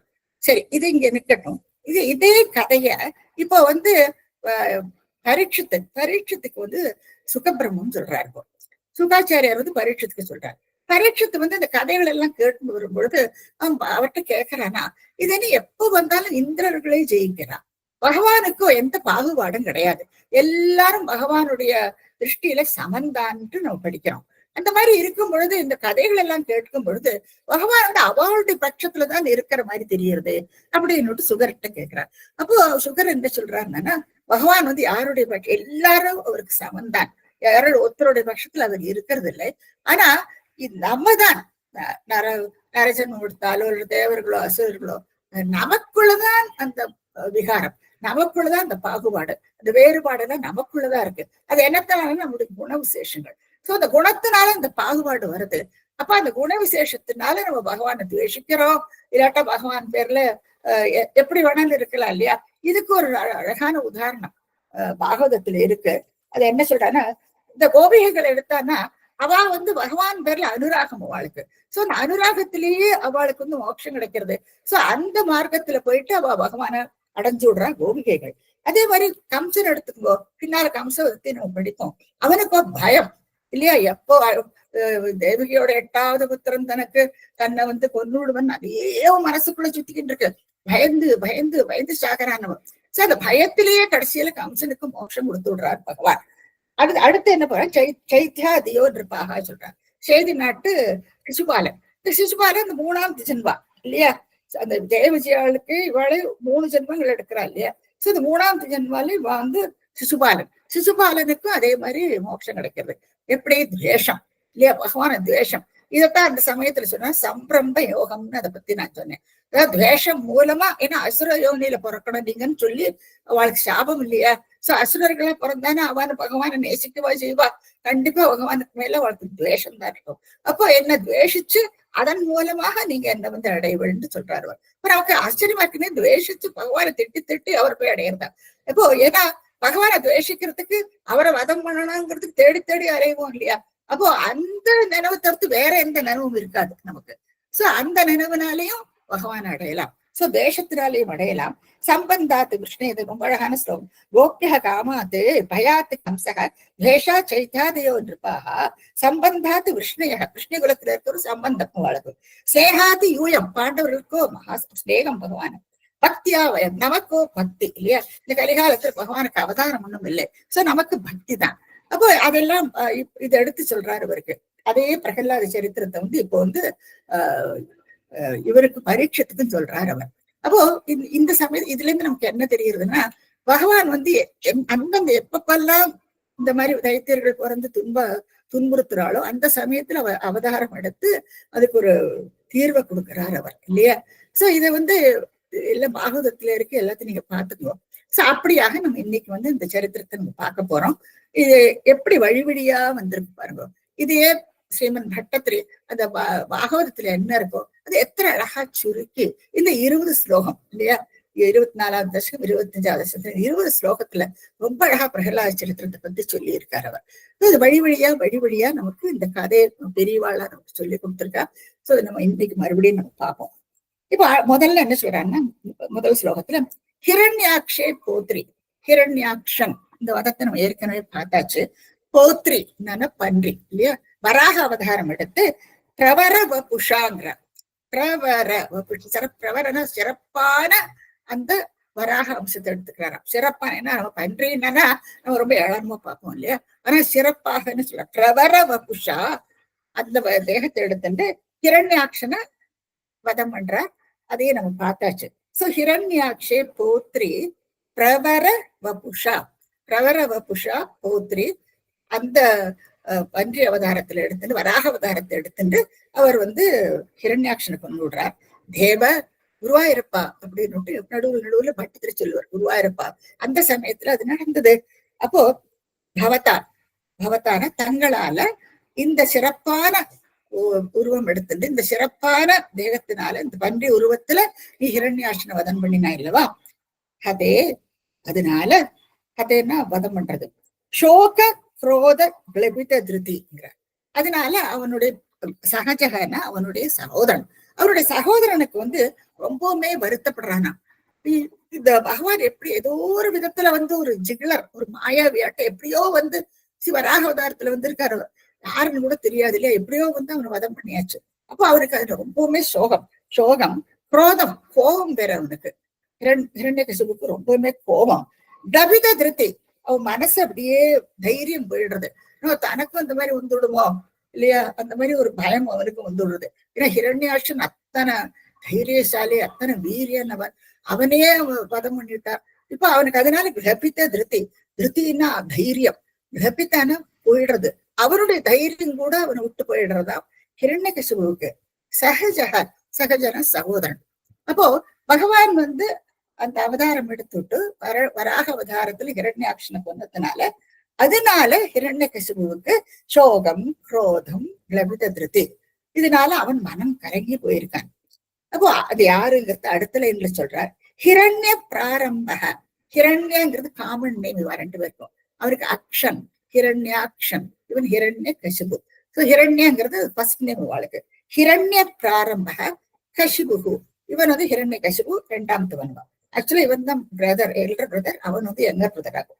சோ ஹிரண்ய பிராரம்பக கசிபு அமராதி சதசி, அமர அராதி சதசி. அமரன் தேவர்களுக்கு தேவர்கள் அமரர் தானே. சோ அராதி தேவர்களுக்கு எதிரியான சதசு, அதாவது சபை. இங்க பார்க்கலாம் அசுர சபை, அசுரர்கள் எல்லாம் சுத்தி இருக்கா. அந்த சபையில ஹிரண்யகசிபு கம்பீரமா உட்கார்ந்துட்டு இருக்கான் பாருங்க. சோ ஹிரண்ய பிராரம்பக கசிபு அமர அராதி சதசி, சதசிர சதசு. அந்த சபையில பிரதிஜா மாதேனேங்கிறார். பிரதிஜம் ஆதேன, அதாவது அவன் அங்க பிரதிஜை எடுத்துக்கிறானா. என்ன எடுத்துக்கிறான்? பிரதிஜா ஆதேனே தவ தங்களை கிலக்கு அப்புறம் வரலாம் பாருங்க, வதார்த்தம் தங்களை வதம் பண்ணுவதற்காக பிரதிஜை எடுத்துக்கிறாராம் ஹிரண்யகசிபு. இந்த கிலங்கிறது என்னன்னா, ஐயோ சொல்றோம் இல்லையா, இப்படி போய் ஒரு பிரதிஜை எடுத்துக்கிறானே, இது என்ன நடக்குவா போறது யாருமா சொல்ற மாதிரி. இப்போ கில, அதனாலதான் கிலன்னு யூஸ் பண்றாரு. தவ கில வதார்த்தம் மதுரிப்போங்கிறார் இந்த ஸ்ரீமன் பட்டத்திரிங்க. இவர் சொல்ற ஒவ்வொரு வார்த்தைகளுக்கும் ஒரு அர்த்தம் இருக்கும். இப்போ பகவான் இங்க முதல்ல தேவன்னு சொன்னார் இல்லையா, இப்போ மதுரிப்போன்னு சொல்றாரு. நீங்க அந்த படத்துல பார்த்தேன்னா இந்த மது கைடபாபா ரெண்டு பேரும் எப்பேற்பட்டவானா, பிரம்மாவுடைய வேதங்களை எடுத்து எடுத்து கொண்டு ஒழிச்சு வச்சுருவானாப்பா. அப்போ அவருக்கு அடுத்த நாளைக்கு சிருஷ்டி எல்லாம் பண்ணணும் இல்லையா, அதுல கையில வேதம் இருக்காது, அவர் கையில அந்த புஸ்தகம் இருக்கணுமே, புஸ்தகத்தை பிடிச்சு ஞாபகப்படுத்தின்னு அவருடைய காரியத்தை தொடங்கணும். அப்போ இவர் என்ன பண்றாருன்னா, இந்த மது கைடவன் அவளை எப்படி மடியில படுத்துட்டு வதம் பண்றாரு பாருங்க. மடியில படுத்துட்டு பாத்துங்க, மடியில படுத்துட்டு வதம் பண்றார். சோ அந்த மாதிரிதான் இப்பவும் பண்ண போறார். சோ அதுக்கு முன்னோடியா மட்டத்துல இந்த ஸ்லோகத்துல சொல்ற மதுரிப்போ, மதுவுக்கு எதிரியான குருவாயிருப்பா அப்படின்னு சொல்றாரு அவன். தேவ அப்படின்னு சொல்றாரு. சோ அப்படியா ஒவ்வொரு தடவையும் பகவானை கூப்பிடும்போது நீங்க பாருங்க, அது exactly fit in to the same event. அது ஒரு அவர் கை வந்த கலை இதுல. சோ இதெல்லாம் இது எல்லாத்தையும் நீங்க ஒவ்வொரு விதத்திலையும் நீங்க என்ஜாய் பண்ணலாம். சோ அப்படியாக இந்த சதஸ்ல ஹிரண்யகசிபு பிரதிஜை எடுத்துக்கிறான் அவன். எப்படியானு தங்களை கொல்வதற்கோசரம் பிரதிஜை எடுத்துட்டானாமே அப்படின்னு குருவாயூரப்பரை பார்த்து கேட்கிற ஒரு ஆமான்னு சொல்லுவார். இப்போ அடுத்து என்ன ஆகுதுன்னா, விதாதாரம் கோரம் சகலு தபசித்வான சிரதஹ புர சாட்சாத் குர்வன் சுரநர மிருகாத்யை அனிதனம் வரம் லப்வா திருப்தோ ஜகதிஹ பவன் நாயகமிதம் பரிக்ஷுந்தன் இந்திராத் அகரததிவம் வாமகணய. விதாதாரம் பிரம்மாவை குறிச்சு இப்போ என்ன பண்றாங்கன்னா ஹிரண்யகசிபு பிரம்மாவை குறிச்சு கோரம் அதிகோரமான தபஸ் பண்றானா. அந்த படத்துல நீங்க பாக்கலாம். வேலை பிரம்மா அவர் அங்கிருந்து வராரு. அவர் தன்னுடைய தபஸை பார்த்துட்டு கோரம் ச கலு பண்ணினானாமே, தவம் பண்ணினானாமே கலு தபசித்வா ந சிரத்தகங்கிறார் சிவன் கட்டத்திரி. ந சிரத்தகன வெகுகாலம், ந சிரத்து சீக்கிரமே. அப்படி ஒரு கோர தபஸ் பண்றானா ஹிரண்யகசிபு. சோ விதாதாரம் கோரம் சகலு தபசித்வா ந சிரத்தக புர சாட்சாத். அவனுக்கு முன்னால புறனா ஹிரண்யகசிபுவுக்கு முன்னால சாட்சாத் குர்வன் வந்து நிக்கிறார். அவர் இப்போ பரன் கேட்கிறான், எவ்வளவு சுருக்கமா சொல்றாரு பாருங்க. அவர் ரொம்ப சந்தோஷப்பட்டு போயிடுறார் பிரம்மா. ஏன்னா அப்படி ஒரு கடுமையான தவசு. எப்பேற்பட்ட தவசம் இவன் பண்றது என்னன்னா, மந்திரமலைக்கு போயிட்டு இவன் தவஸ் பண்ற அந்த சமயத்துல அந்த மலையில எப்படி நிற்பனா, கட்ட விரல் இருக்கு இல்லையா, அந்த ஒரு கால் கட்ட விரல்ல நின்று இன்னொரு கால் மேல ஒத்த கால்ல நின்றுட்டு தபஸ் பண்ணுவானா. அந்த கட்ட விரல்ல நிக்கணும். அதுவும் ஃபுல் காலு கீழே படிஞ்சிருக்காது, கட்ட விரல் நிக்கணும். எவ்வளவு இம்பேலன்ஸ் பாருங்க. அந்த கட்ட விரல்ல நின்றுட்டு ரெண்டு கைகளையும் மேல கூப்பி வச்சுட்டு அவன் தபஸ் பண்றான். ஓரமான தபஸ். அப்ப என்ன ஆகுது என்னன்னா, இது ஜலபானம் கழிக்க மாட்டான். எதுவுமே ஆகாரம் அன்னாகாரம் எதுவுமே கிடையாது. அப்ப என்ன ஆகுதுன்னா, அன்னாகாரம் எதுவும் இல்லாமைக்கு உடம்பெல்லாம் வெளிஞ்சு போயிடுறது அவனுக்கு. இந்த பூச்சி புழுக்கள் எல்லாமே அவனுடைய ஸ்கின் சதை இது எல்லாத்தையும் அரிச்சு தின்னுடுமா. ஏன்னா அவன் நகரவும் மாட்டான். அப்படியே ஒரே வாரம் நின்றுட்டு இருக்கான். இப்ப அவனை சுத்தி எப்படி இந்த புத்துக்கள் எல்லாம் எறும்பு புத்து சுத்தி அந்த எறும்பும் பூச்சியும் அவனை பிச்சு பிடுங்குமா. ஆனாலும் கூட அசங்காம நின்றுட்டு தபஸ் பண்றான். தான் கோர தபசு, கோரம்ங்கிறான். இவ்வளவு கோரமான ஒரு தபஸ் பண்ணிட்டு இருக்கேன் ஹிரண்யகசிபு. நீங்க பார்க்கலாம் அந்த எலும்பு உடம்புல சதையும் ஸ்கின் எதுவுமே இருக்காதான். அந்த எலும்பு கூடுதான் காணுமா. ஒரு கையெல்லாம் பரவாயில்ல, வெறும் எலும்பு கூட ஆயிடுறான். ஏன்னா ஆகாரமே கிடையாது. சோ அந்த மாதிரி ஒரு கடுமையான தபசு. அப்போ இந்த தபஸ் இருக்கும்போது அவன் சிரசை சுத்தி நீங்க பார்க்கலாம் அந்த தேஜஸ் அக்னி. அப்போ இந்த தபஸ்னுடைய அந்த ரொம்ப கடுமை இல்லையா, அந்த கடுமையினால அப்படி ஒரு வெப்பமா, எங்க பார்த்தாலும் வெப்பம். அப்ப இந்திரர்கள் எல்லாம் என்ன பண்றாங்கன்னா, அந்த வெப்பம் தாங்க முடியறது இல்லையா அவளுக்கு. ஏன்னா அப்படி ஒரு வெம்மை எங்க பார்த்தாலும் சூழ்ந்துட்டு இருக்கு. அப்ப இவாள்லாம் பகவான்கிட்ட போய் முறையிடுறா. அப்ப இது என்னது இப்படி இந்த மாதிரி கடுமையான தபஸ் பண்றானே, இது எப்படியான நிறுத்தணும். ஏன்னா இவன் என்ன கேட்க போறான்னு ஒரு அசுரன் வேற இல்லையா, அவளுக்கு எல்லாம் பயம். அப்புறம் அவளை இருக்கவும் முடியறது இல்லை, இந்த சூட்டுல இருக்க முடியறது இல்ல. பகவான்கிட்ட பிரார்த்திக்கிறா. அப்போ பிரம்மா வந்துடுறாரு. பிரம்மா வந்துட்டு இப்ப என்ன பண்றாருன்னா, அவர் அந்த கமண்டலத்துல இருந்து ஜலத்தை எடுத்து தெளிக்கிறான். தெளிச்ச உடனே அவனுக்கு பழையபடி நல்ல தேஜஸ்வியாடுறது, தேகம் எல்லாம் கடைச்சு விடுறது அவனுக்கு. இப்ப அவன் கேட்கிற வரத்தை பாருங்க. எல்லாருக்கும் இந்த சாகா வரம் தான் கேட்கணும் இல்லையா. சாகாம இருக்கிறதுக்கு என்னெல்லாம் உபாயமோ அதெல்லாம் அவன் கேட்டுக்கிறாங்க. சுர நர மிருகாத்யேகி அனிதனம் அப்படின்ட்டு கேட்கிறான். சுரனா தேவாதிகளும் என்ன, அனிதனம்னா கொல்ற தேவாதிகளும் என்ன கொல்ல முடியாது. அதே மாதிரி நர மனுஷ ஜென்மங்கள், மனுஷர்களும் என்ன கொல்ல முடியாது. மிருகங்கள், எந்த மிருகங்களும் என்ன அணுக முடியாது, அவளாலையும் என்ன கொல்ல முடியாது. ஆத்யகின்னு விடுறான். இன்னும் என்னென்னமோ இருக்கு. அந்த ஆத்யகிக்கு பின்னால ஒரு பெரிய லிஸ்டே இருக்கு. காத்தால மத்தியானம் உள்ள வெளியில இது மாதிரி நிறைய ஒரு பெரிய பட்டியல் போட்டு விடுறான் அவன். அந்த பட்டியலை போட்டுட்டு எனக்கு இதனால எனக்கு சாவு வரக்கூடாது. அதாவது இது அத்தனையும் பிரம்மாவோட சிருஷ்டி அல்லவா. அவன் முதல்ல என்ன கேட்கிறானோ பிரம்மா கிட்ட, உங்களுடைய சிருஷ்டி என்ன உண்டோ அது எதுனாலையும் எனக்கு சாவு வரக்கூடாது. எப்படி ட்ரிக்கி பாரு. பிரம்மாதான் சிருஷ்டிகர்த்தா. அப்ப அவர் எல்லாத்தையும் அவர் தான் சிருஷ்டி பண்றார்.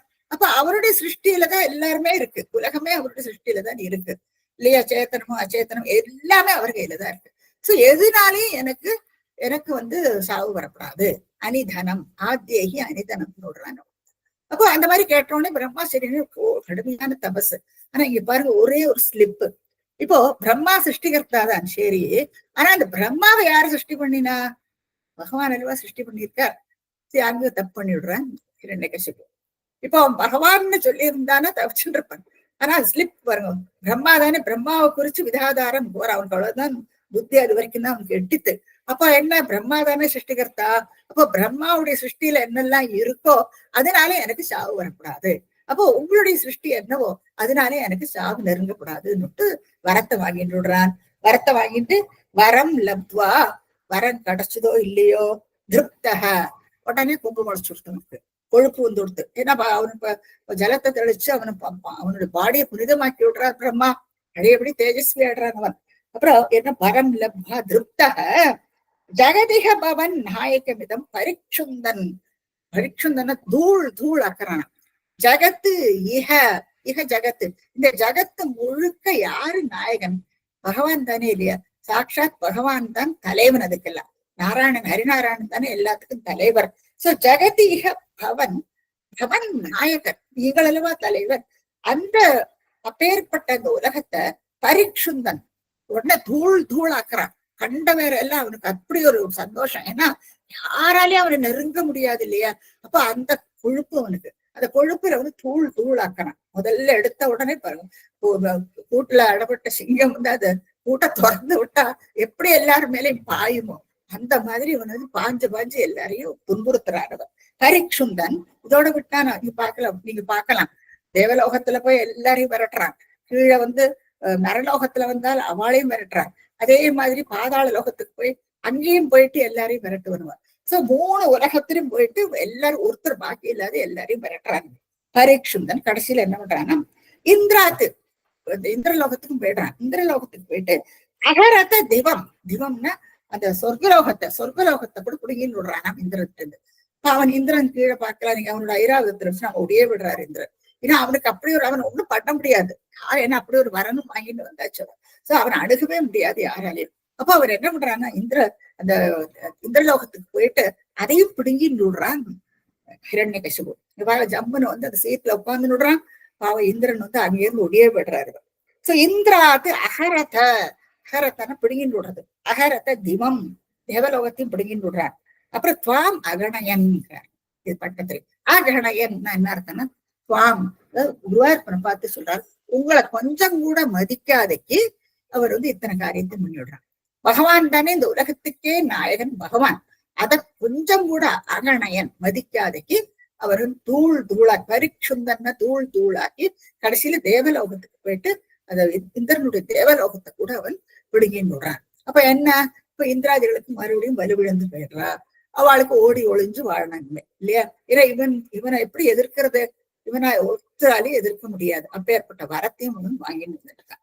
சோ அப்படியாக இந்த இதுல பாக்குற அவருடைய கடுமையான தவச பத்தி நம்ம பாக்குறோம்.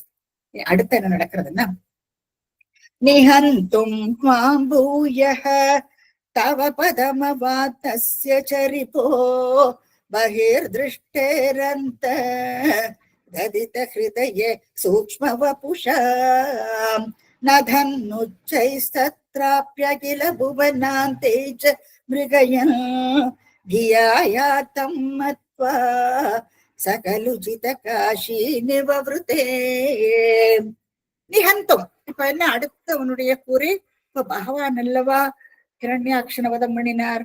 அப்போ அந்த பகவான் பேர்ல இவனுக்கு துவேஷம், அவனோட புட்டாள்தனம், அவன் கேட்ட கேள்வியும் இப்ப எப்படி என்ன பண்றான் பாருங்க.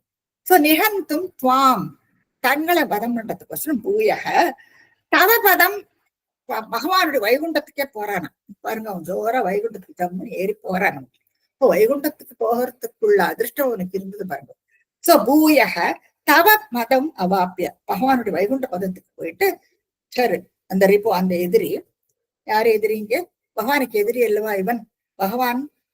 பகவானும் இவனுக்கு ஒரு எதிரி இரண்யகசிபுவுக்கு. இப்ப அவனுக்கு அந்த துவேஷம் இல்லையா? அவ நேர வைகுண்டத்துக்கு போறான்.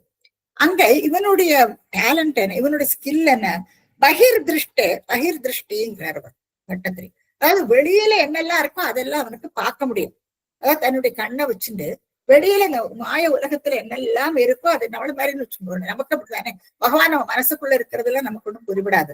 அதை ஒத்துக்கோ மாட்டான். அது எப்படி அது இப்படின்னு ஒரு கேள்வி கேட்போம். அந்த மாதிரிதான் அவனுக்கு வெளி உலக வெளிநாட்டத்துல எல்லாத்தையும் பார்க்கணும். சோ பகிர்திஷ்டு அந்தர்ததித்த ஹிருதய. இப்ப பகவான் என்ன பண்றார்? பகவான் வந்து அவருடைய மனசுக்குள்ள சூக்ஷ்மமா இருக்கார்.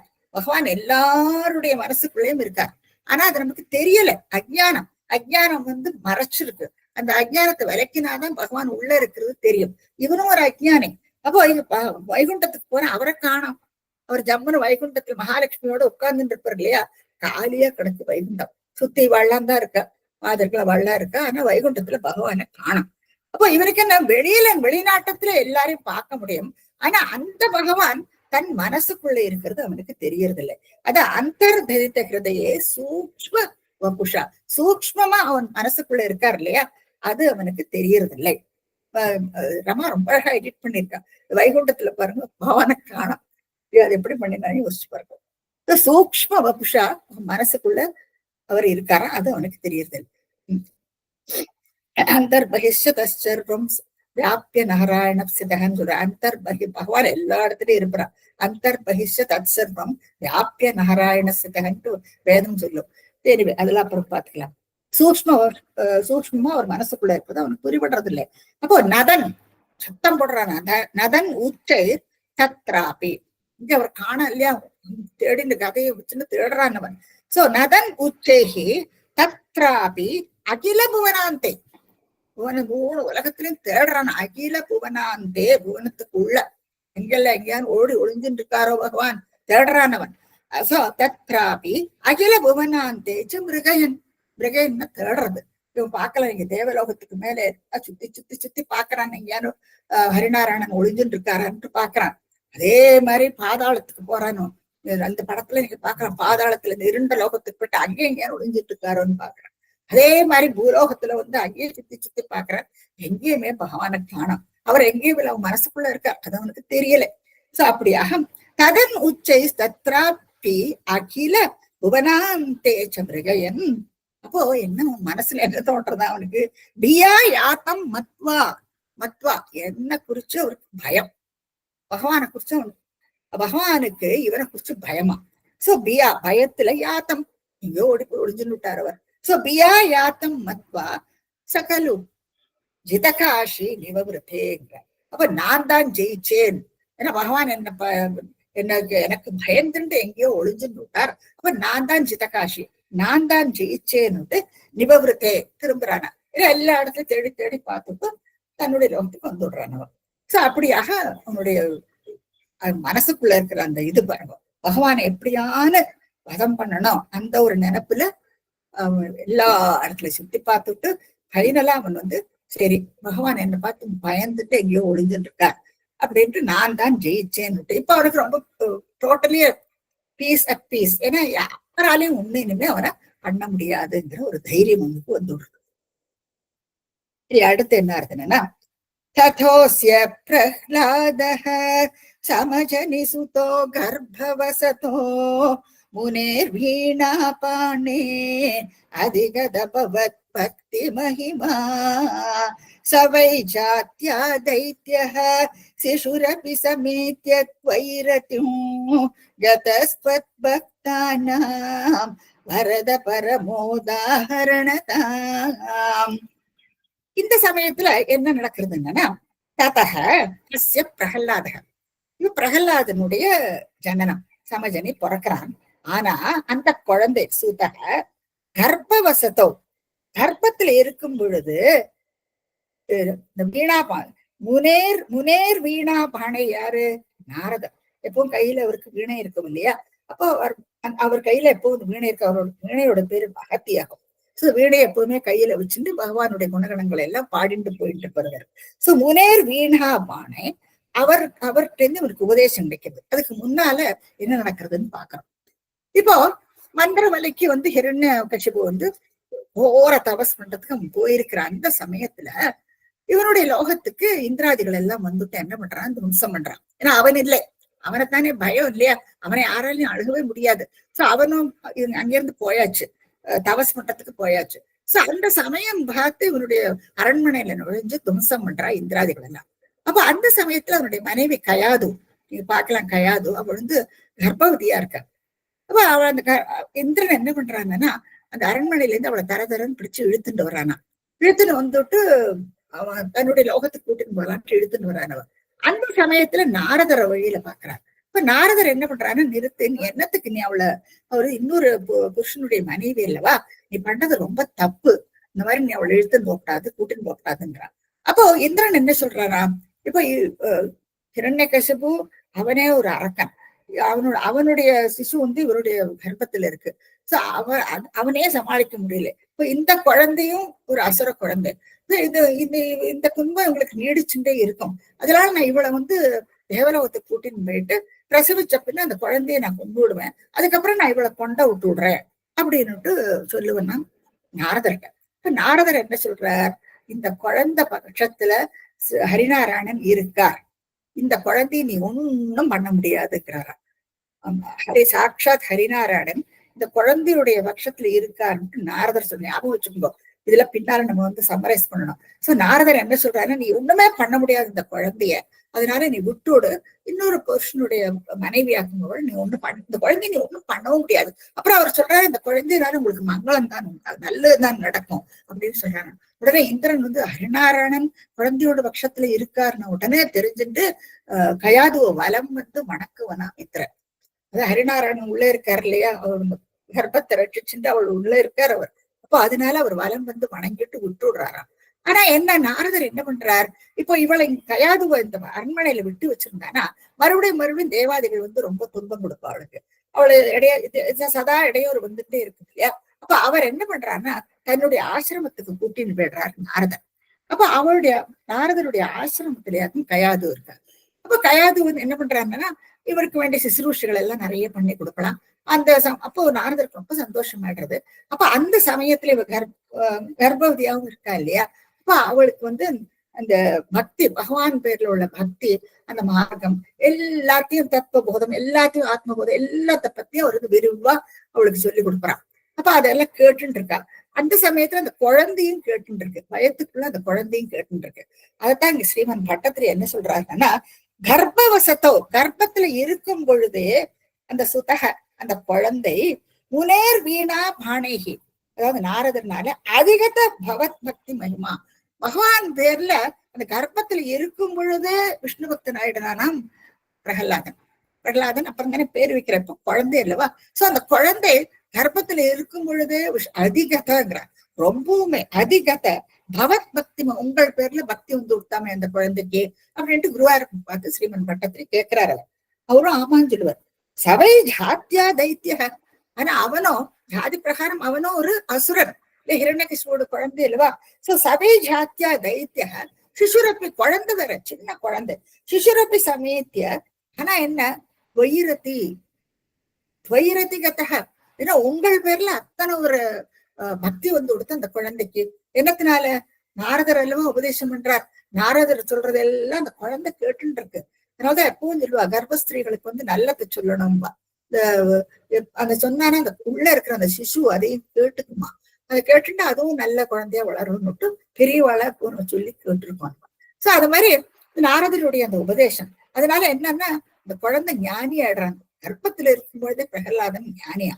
சோ அப்படியாக பகவான் பேர்ல அப்படி ஒரு சமேத்திய துவைரத்தின்கிறார். பகவான குருவாயூரப்பனை பார்த்து சொல்றது பட்டத்திரி, துவைரத்தின்கதக, உங்கள் பேர்ல அப்படி ஒரு பக்தியாமே அவனுக்கு. பக்தானாம், பக்தர்கள்ல வரதங்கிறார் குருவாயூரப்பனை பார்த்து பட்டத்திரி.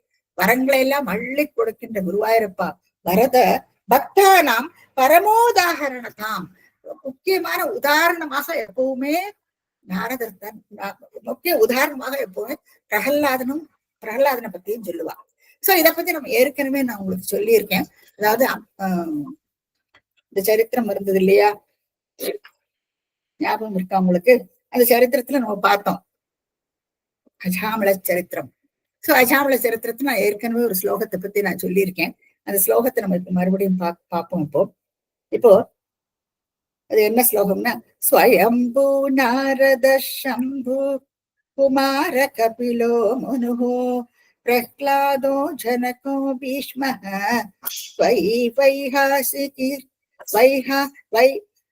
வையாசிகீர்வயோ துவாதசே தே விஜானீதோ தர்மம் பகவதம் பட்டாஹ அப்படின்ட்டு அந்த ஸ்லோகத்தை நான் ஏற்கனவே அஜாமல சரித்திரத்துல உங்களுக்கு இந்த ஸ்லோகத்தை பத்தி சொல்லியிருக்கேன். இப்ப இந்த ஸ்லோகத்துல என்ன சொல்றாங்கன்னா, அஜாமலன் கடைசியில விட்டுட்டு போயிடுறா இல்லையா, அவ யமதூதர்கள் விஷ்ணு தூதர்கள் எல்லாம் நடக்கிறத அவ விட்டுட்டு போயிடுறா. இப்ப இவர் வந்து மறுபடியும் வந்து பகவான ஆராதனை பண்ணி அவனுக்கு மோட்சம் கிடைக்கிறது. இப்ப அந்த சமயத்துல இது நடந்த விஷயங்கள் எல்லாம் போய் சொல்றா அவளுக்கு. யாருக்கு? யமதர்மராஜாட்ட போயிட்டு யமதர்மராஜாவுடைய தூதர்கள் எல்லாம் போய் சொல்றா என்ன நடந்ததுன்னு. அப்போ அதை சொன்ன உடனே யமதர்மன் என்ன சொல்றாங்கன்னா, நீங்க இனிமே விஷ்ணு பக்தர்கள் எங்க இருக்காளோ அந்த இடத்துக்கு நீங்க போகவே கூடாது. ஏன்னா நீங்க அந்த இடத்த விட்டு விடுங்கோ. ஏன்னா விஷ்ணு பக்தர்கள் இது மாதிரி 12 பேர் உண்டு. அந்த 12 விஷ்ணு பக்தர்கள் தான் ஸ்வயம்பூஹு. ஸ்வயம்பூன்னா இவர் பிரம்மா, நாரதர், நாரத முனி, சம்பு சிவபெருமான், குமாரக சனத்குமாரர்கள், கபிலர், மனு, பிரகலாதன். சோ பிரகலாதனுடைய பேர் வருது பாருங்க. சோ இந்த பிக்சர்ல நீங்க பார்க்கலாம், எல்லாருடைய வரிசையா அந்த போட்டோஸ்ல இருக்கு. பிரம்மா, நாரதர், சிவன், சனத்குமாரர்கள், கபிலர், சுயம்புவ மனு, பிரகலாதர். பிரகலாதனுடைய பேரும் இருக்கு பாருங்க. 12 பக்தர்கள் இவரும் ஒருத்தர். ஜனகர், பீஷ்மர், அதுக்கப்புறம் இவர் வரிசையா பார்த்துட்டு வர நீங்க. சோ இந்த 12 பேர் கடைசியில யமன், நானும் தான் யமராஜா தர்மம்ங்கிற நானும் அதுல ஒருத்தன் அப்படின்ட்டு ரொம்ப பெருமையா சொல்லிக்கிறார் யம தர்மராஜா. யம தர்மராஜான்னு ஒரு தர்மத்தை நிலைநாட்டுறாக்கும் யமன். சோ அப்படியாக இந்த ஸ்லோகத்தை நீங்க பார்க்கல. இது ஒரு பாகவத ஸ்லோகம், இவங்க ஆட் பண்ணிருக்கோம். சோ இதைத்தான் இங்க நான் ரெஃபரன்ஸ் கொடுத்திருக்கேன். பரம உதாகரணதாம். அப்போ பிரகலாதனும் இதுக்கு ஒரு உதாரணம் அப்படின்ட்டு நமக்கு தெரியுது. இந்த 12 பேர்ல இவருடைய பேரும் வருது. பின்னாலே நம்ம பார்ப்போம் நிறைய. அப்படியாக இப்போ பிரகலாதனுடைய ஜனனத்தை நம்ம பாக்குறோம். அடுத்து என்ன நடக்கிறது? சூராரீணாம் ஹாஸ்யம் பார்க்கலாம். இது எக்ஸ்டெண்டட் பிக்சர்ஸ், நீங்க பார்க்கலாம். அவர் பிறக்கிறார். இதுல இங்க இன்னொரு விஷயம் இருக்கு. இப்போ கர்ப்பத்துல இருக்கும் பொழுது கயாத்து நாரதர்கிட்ட கேட்கலாம், நான் எப்போ எனக்கு வேணுமோ அந்த சமயத்துல அந்த குழந்தை பிறக்கலாம். அவர் சரின்னுட்டு அந்த வரமும் கொடுக்குறார் நாரதர். அப்போ இப்படியாக குழந்தையில கர்ப்பத்துல இருக்கும் பொழுதே பகவான் விஷ்ணு பேர்ல அந்த குழந்தைக்கு எக்கச்சக்கமான பக்தி. பிறந்த பின்னையும் அது இன்னமும் அதிகமா இருக்கு. பிறந்த பின்னையும் விஷ்ணு பக்தராகத்தான் இருக்கான் பிரகலாதன். அடுத்து என்ன ஆகுதுன்னா, சூராரீணாம் ஹாஸ்யம் தவ சரணதாஸ்யம் நிஜசுதே சதிருஷ்ட்வா துஷ்டாத்மா குருபி அசிஷிச்சர் சிரமமும் குரு புரோக்தம் சாஸ் இதமிதம் அபத்ராய திருடமித் அபாகுர்வன் சர்வம் தவ சரண பக்தியைவ வவ்ருதே. மாத்திட்ட பரவாயில்ல. சுராரீணாம், அதாவது தேவர்களுக்கு எதிரி யாரு? அசுரர்கள். சுரகன தேவர்கள், அசுரகன அசுரர்கள். சுராரீணாம் ஹாஸ்யம். இப்போ மத்த அசுரர்கள் எல்லாம் சிரிக்கிறாளாம். ஏன்னா இவருக்கு பிறந்த இந்த குழந்தை எப்பவுமே விஷ்ணு பக்தனா இருக்கு. எப்பவுமே ஹரிநாராயண பேரையே சொல்லிட்டு இருக்கு இந்த குழந்தை. அப்போ அவளுக்கு இதுல ஒரு ஹாஸ்யம். இது என்னது, இந்த குழந்தை இப்படி இருக்கு. சுராரீணாம் ஹாஸ்யம் என்னத்தினாலன்னா தவ சரண தாஸ்யம், பகவானுக்கு தாசனா இருக்கு அந்த குழந்தை. தவ சரண தாஸ்யம் நிஜ சுதே, இவருக்கு பிறக்கிற குழந்தையோ இப்படி இருக்கு. அத சதிருஷ்டுவா, அதை பார்த்துட்டு ஹிரண்யகசிபுவுக்கு துஷ்டாத்மா, அவனுக்கோ பகவான் பேர்ல என்ன ஒரு துவேஷம் இல்லையா? அப்ப துஷ்டாத்மா அவன் என்ன பண்றான்னா, குருபிகி, அதாவது அவருடைய அசுரர்களுடைய குரு சுக்கராச்சாரியார். சுக்கராச்சாரியருடைய 2 பிள்ளைகள். அவ சண்டமார்க்கன்னு பேர் 2 பேருக்கும். சோ அவ 2 பேரையும் கூப்பிட்டு அசிச்சிச்ச சிரம் அமும். அசிச்சிச்சது என்னன்னா அவனுக்கு பாடத்தை சொல்லி கொடுக்க சொல்றான். என்ன பாடம் இவ சொல்லி கொடுப்பா இந்த குருக்கள்? அர்த்த சாஸ்திரம், பாலிடிக்ஸ், அதாவது ராஜ்யபாரத்தை எப்படி நடத்தும், அது இவ அசுரர்கள். சோ அசுரர்களுடைய ராஜ்யபாரம் என்ன, இத பத்தி எல்லாம் அந்த குழந்தைக்கு சொல்லி கொடுக்கணும் இவா 2 பேருக்கும். ஏன்னா இவ அசுர குருக்கள் இல்லையா? சோ அதுக்கேத்த மாதிரி பாடம் இவாளுக்கு உண்டு. சோ அர்த்த சாஸ்திரம்ங்கிறது இந்த பாலிடிக்ஸ் எல்லாம் சொல்றோம் இல்லையா, அரசியல். சோ அது எல்லாத்தையும் பத்தி இந்த குழந்தைக்கு சொல்லி கொடுக்கணும். ஆனா அந்த குழந்தைக்கோ அதுல எல்லாம் எதுலயுமே நாட்டமே கிடையாது. சோ அசிச்சிச்சத் சிரம் வெகுகாலம் அமும், அந்த குழந்தைக்கு இவ சொல்லி கொடுக்குறா. இவ 2 பேருமா 2 குருக்களுமா சொல்லி கொடுக்குறான். குரு புரோக்தம் அசௌ, இந்த சொல்லி புரோக்தம்னு உத்தன சொல்றது. இந்த குருக்கள் சொல்லி கொடுத்தது எல்லாம் அதை ஏத்துக்கிறதே இல்லை. குரு புரோக்தம் அசௌ இதம் இதம் இதம் இதம்னா இதெல்லாம் அவ என்னெல்லாம் சொல்லி கொடுத்தாலும் இதம் அபத்ராய திருடமிதிங்க. அவர் என்ன நினைக்கிறார்? பிரகலாத சுவாமி என்ன சொல்றாருன்னா, அந்த சமயத்துல அந்த குழந்தை இது என்ன சொல்றாருன்னா, இது ஒண்ணுத்துக்கும் காரியம் இல்லை இந்த விஷயங்கள் எல்லாம். இந்த விஷயம் மறுபடியும் ஜனன மரணம், அப்புறம் அதனால அந்த துன்பங்கள் அந்த துக்கத்துலதான் கொண்டு போய் விடும்.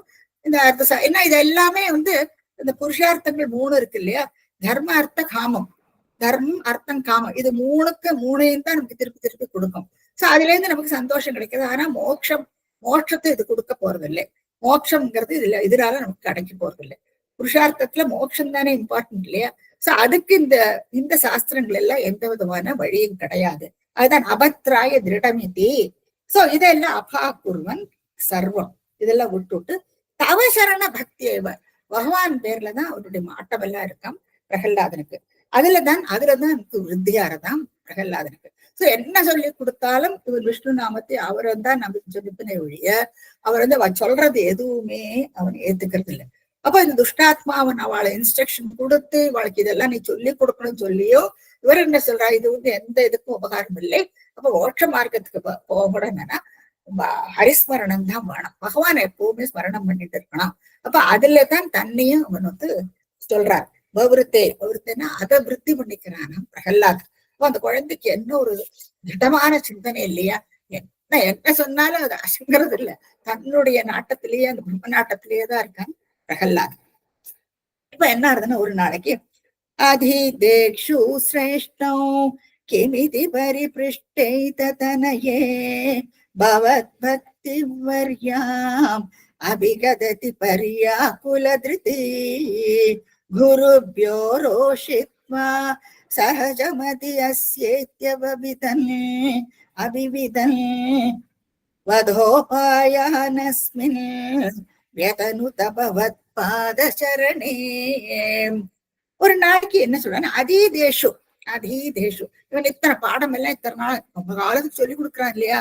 அப்போ அப்பா கேட்கிறார், ஹிரண்யகசிபு குழந்தை அழகா சுகாரியமா மடியில உட்காத்தி வச்சுட்டு நீ இத்தனை பாடம் எல்லாம் படிச்சு அதீதேஷு சிரேஷ்டம் கிமிதி, அதுல ரொம்ப சிரேஷ்டமா சிறப்பான அம்சமா நீ எதை தெரிஞ்சுட்டாய். ஏன்னா அரசியல் எல்லாம் சொல்லி கொடுத்துருக்கா இல்லையா, சிறப்பான அம்சம் என்ன அதை பத்தி நீ எனக்கு சொல்லணுங்கிறார் அப்பா. அதீதேஷு சிரேஷ்டம் கிமிதி பரிபிருஷ்டேத தனையே, பிள்ளைகிட்ட தனையன பிள்ளைகிட்ட பரிபிருஷ்டேத கேட்கிறானாம் ஹிரண்யகசிபு. அப்போ இப்போ பிரகல்லாதன் என்ன சொல்றான், பவத் பக்தியும் வரியாம், பகவான் பேர்ல பவத் பக்தி, வட்டத்தை குருவாயூரப்பன் பார்த்து சொல்றது இங்க பவத் பக்தி, தங்களிடம் உள்ள பக்தி, அதாவது பகவான் விஷ்ணு ஹரிநாராயணன் பேர்ல உள்ள பக்தி வரியாம் அபிகததி, அதுதான் சிரேஷ்டத்தை கொடுக்கறது. அப்போ என்ன ஹரியா குரு திருத்திகி, இவனுக்கு என்ன இருக்குன்னா கலங்கி போயிடுறான். இந்த குழந்தைக்கு இத்தனை நாளா இந்த பாடத்தை எல்லாம் சொல்லி கொடுத்துட்டு இது என்ன பகவான் பேர்ல ஹரிநாராயணன் பேர்ல இப்படி ஒரு பக்தி இந்த குழந்தைக்கு. இப்ப பரியா குல திருத்திகி, அவனுக்கு அந்த மனசெல்லாம் அப்படி அவனோட தைரியமா திருத்தின தைரியம், அவன் தைரியம் எல்லாம் கழண்டு போயிடுறதான் ஹிரண்யகசிபுக்கு. ஏன்னா திருப்பி திருப்பி இந்த குழந்தை பகவானையும் உச்சரிக்காது, பகவானோட ஹரிநாராயணத்தை சொல்லிட்டு இருக்குது. அப்போ ஹிரண்யகசிபு என்ன பண்றான்னா குருபிய ரோஷித்வா, குருக்கள் கிட்ட கோச்சுக்கிறானா, நீங்க இத்தனை காலமா என்ன நீங்க இவனுக்கு சொல்லி கொடுத்துருக்க, இந்த குழந்தையோ எப்ப பாரு ஹரிஸ்மரணத்தை பத்தியே சொல்லிட்டு இருக்கேன், நீங்க என்னத்தான் சொல்லி கொடுத்துருன்னு இந்த குருக்களை கூப்பிட்டு அதட்டுறார் ஹிரண்யகசிபு. குருபியா ரோஷித்வா, அப்போ அந்த குருக்கள் சொல்றானா சகஜம் மத்தி, இவனுக்கு வந்து இயல்பாகவே இவனுடைய மத்தி இவனுடைய புத்தியில வந்து பகவான் தான் இருக்கார், இது இவனுக்கு இயற்கையாகவே இருக்கிற ஒரு அறிவு ஞானம். அப்போ அதுல எங்களால அது மாத்த முடியலங்கிறாருவா. சோ சகஜ மதி அஸ்யேதி அபிவிதன், இவனுக்கு வந்து அதுலயேதான் அபிவிதன்னா இதைத்தான் அவன் நன்னா தெரிஞ்சு மனசுல அப்படி படிஞ்சிருக்கு இந்த ஒரு ஞானம். சோ இது அவனுக்கு இயற்கையாகவே இருக்கு, அதனால இது நாங்க ஒண்ணு இவனுக்கு சொல்லி கொடுக்கலே அப்படின்னுட்டு சாண்டமார்க்க வரண்டவரும் சொல்றாப்போ. இப்போ என்ன இப்போ ஹிரண்யகசிபு யோசிக்கிறான், வதோபாயான் அஸ்மின், சரி இந்த குழந்தை இப்படி எப்ப பாரு இவனுக்கோ பகவான் பேர்ல துவேஷம் இல்லையா, அப்படி ஒரு துவேஷம், அவர் எப்படியான வதம் பண்ணி அந்த ரத்தத்தை எடுத்து தம் சகோதரனுக்கு தர்ப்பணம் பண்ணணும்னு பிரதிஜை எடுத்துட்டு இருக்கான் சதஸ்ல. அப்பேற்பட்டவன் இப்ப தன்னுடைய குழந்தைய அந்த ஹரிநாராயணனை பத்தியே கொண்டு பாடிட்டு இருக்கு. அப்போ அவன் என்ன பண்றான்னா எப்படியான பயம் பிடிச்சுன்னு வருது, வதோபாயான் அந்த குழந்தைய கொல்லறதுக்கு. இப்படி குழந்தைய என்ன பண்ணா அந்த கோவிச்சுக்கிட்டு அவன் தள்ளி விட்டுறான், மடியில இருந்து தள்ளி விட்டுட்டு அந்த குருக்களை பார்த்து திட்டுறானுவன். சோ வதோபாயன் எப்படியான அந்த குழந்தைய வதம் பண்ணிவிடணும். ஏதாவது அப்பா தன்னுடைய குழந்தைய வதம் பண்ணான்னு நினைப்பாளோ, இவருக்கு அவனுடைய உசுறு மேல எத்தனை ஒரு ஆசை வரும். சோ வதோபாயான் அஸ்மின் வியதனுத. இப்ப அதை பத்தி சிந்திக்க தொடங்கி விடுறாங்க. ஏதோ ஒரு உபாயத்துல இவனை எப்படியான வதம் பண்ணணும். சோ பகவத் பாத சரணே. ஏன்னா இந்த குழந்தையோ பட்டத்திரி குருவாயூரப்பனை பார்த்து சொல்றார், உங்களுடைய பாதத்திலேயே சரணாகதி அடைஞ்சிருக்கிற இந்த குழந்தைய எப்படியான வதம் பண்ணணும் அப்படின்னு இவன் வந்து தீர்மானம் பண்ணி விடுறானாம் ஹிரண்யகசிபு. இந்த குழந்தை இப்ப என்ன சொல்றது, அதாவது நீ படிச்ச பாடங்கள்ல உனக்கு வந்து அதிசிரேஷ்டமானது என்ன நிலவோ அப்பா கேட்கிறான். இந்த குழந்தை என்ன சொல்லுது, இது பாகவதத்துல இந்த ஸ்லோகம் இருக்கு. பிரஹ்லாதவுவாச்ச ஸ்ரவணம் கீர்த்தனம் விஷ்ணு ஸ்மரணம் பாதசேவனம் அர்ச்சனம் வந்தனம் தாஸ்யம் சக்கியமாத்மம் ஆத்மநிவேதனம். இதைத்தான் சொல்றேன் அடுத்த 2 ஸ்லோகத்துல. இதை வந்து 9 வகையான பக்தி லட்சணங்கள். ஒண்ணு வந்து சிரவணம். நீங்க இந்த படத்துல பார்க்கலாம், சிரவணம் பண்றது. பகவான் என்னெல்லாம் பகவானை பத்திய விஷயங்களை யாரு சொல்லி கொடுக்குறாலும் அது சிரவணம், காது கொடுத்து கேட்கணும். இப்போ பகவான் வந்து இவர் அவரமூர்த்தியா பிறக்கிறார் இல்லையா, புண்ணியே சிரவண தினே. அவர் சிரவண தினத்துல சிரவண நட்சத்திரத்துல பிறக்கிறாராம். அப்போ அவர் பேர்லயே அந்த நட்சத்திரத்திலேயே சிரவணம்னு இருக்கு பாருங்க. ஸோ சிரவணம் ரொம்ப இம்பார்ட்டன்ட் ஆகும். ஸோ நல்லது சொன்னா யாரு நல்லது சொன்னாலும் நம்ம கேட்டுக்கணும். ஸோ சிரவணம் அதுதான் முதல் பக்தி லட்சணம். அடுத்தது கீர்த்தனம். நிறைய பாடுறோம் எல்லாம் பண்றோம் இல்லையா, அதுவும் ஒரு வகையான பக்தி லட்சணம் தான். அது கீர்த்தனம். விஷ்ணு பகவானை பார்த்து சொல்றாரு. ஸ்மரணம், பகவான் எப்பவும் தியானம் பண்ணணும், மனசுக்குள்ள எப்பவுமே பகவத் தியானம் இருக்கும். ஸ்மரணம். அப்புறம் பாத சேவனம், பகவானுடைய பாதத்துக்கு சேவை பண்ணணும். அர்ச்சனம், அர்ச்சனை பண்ணணும். வந்தனம், நமஸ்காரம் பண்ணணும். தாஸ்யம், அவருக்கு தாசனா இருக்கணும். சக்கியம், அவருக்கு நண்பனாகவும் இருக்கலாம். ஆத்ம நிவேதனம், தன்னையே பகவானுக்கு இது உச்சகட்டமான பக்தி நிலை. தன்னையே பகவானுக்கு அர்ப்பணம் பண்ணிடலாம். இதுக்கு எல்லா உதாரணமும் இருக்கு பாருங்க, பாகவதத்திலேயே இருக்கு. இப்ப சிரவணத்துக்கு வந்து இப்போ எத்தனையோ குருக்கள், ரிஷபர் வந்து தன்னுடைய புத்திரர்களுக்கு எல்லாம் சிரவணம் என்று சொல்லி கொடுக்கிறார் இல்லையா, ஆத்ம ஞானத்தை பத்தி சொல்லி கொடுக்கிறார். ரிஷிகளோட மத்தியே, ரிஷி மத்தியே சொல்லி பார்த்தோம் நம்ம ஏற்கனவே. எல்லாருக்கும் அவர் சொல்லி கொடுக்கிறார். அதே மாதிரிதான் இப்போ பரீட்சத்துக்கு சொல்லி கொடுக்கிறார் சுகர் இல்லையா, அது கூட சிரவணம். பரீட்சத்துக்கு கேட்டுக்கிறார். அதே மாதிரி பரீட்சத்துக்கு சொல்லி கொடுக்கிறார் சுகர், அது கீர்த்தனம். இப்போ இவர் நாரதர் இன்னொரு உதாரணம். நாரதர் வந்து உலகமா உலகத்தை முழுக்க சஞ்சாரம் பண்ணிட்டு கீர்த்தனம் பண்ணி நடக்கிறார். அவர் ஸ்மரணம். பிரகலாதன் தான் அதுக்கு எப்ப பாரு ஓம் நமோ நாராயணா, அவருடைய அந்த நாராயண ஸ்மரணத்திலேயே கழிக்கிறான் பிரகலாதன். அவருக்கு அதை விட வேற எந்த சிந்தனையுமே கிடையாது பிரகலாதனுக்கு. ஸ்மரணத்துக்கு பிரகலாதன் தான் உதாரணமா சொல்லணும். அடுத்தது வந்து பாதசேவனம். மகாலட்சுமி, எப்பவும் பாதத்துக்கு பக்கத்திலேயே இருப்போம் மகாலட்சுமி. அடுத்தது அர்ச்சனம். இப்போ அந்த இந்த ராஜசூய யாகத்துல பகவான் அர்ச்சனை பண்றா இல்லையா, ஒரு முக்கிய புருஷனாக்க அந்த சமயத்துல சுபாலன் வந்து என்ன நடந்ததுன்னு நம்ம பார்த்தோம். பகவானை நிந்திக்கிறான். அப்ப அர்ச்சனம், அர்ச்சனை பண்றது இன்னொன்னு. அதே மாதிரி இதுபுறம் பிருத்து சக்கரவர்த்தி கூட அர்ச்சனை பண்றாரு பகவான். அவரும் பகவான் விஷ்ணுவோட அம்சம் தான். அது ஒரு உதாரணம். அடுத்து வந்து வந்தனம். அக்ரூரர், இனிமே நம்ம பார்ப்போம். அவர் எங்க எல்லாம் பாத அடி இருக்கோ அதெல்லாம் விழுந்து விழுந்து நமஸ்காரம் பண்றார். மதுரா அவரோட பிருந்தாவனத்துல என்டர் பண்ணும் பொழுது. இதை நம்ம பின்னால பார்ப்போம், நம்ம கிருஷ்ணாவத பார்ப்போம். அடுத்து வந்து தாஸ்யம். உங்களுக்கு நல்லா தெரியும், ஹனுமார். திரேதா யுகத்துல ஹனுமார் வந்து ராமனுக்கு தாஸ்யம் இல்லையா, பக்த தாசனா இருக்கார் அவர்.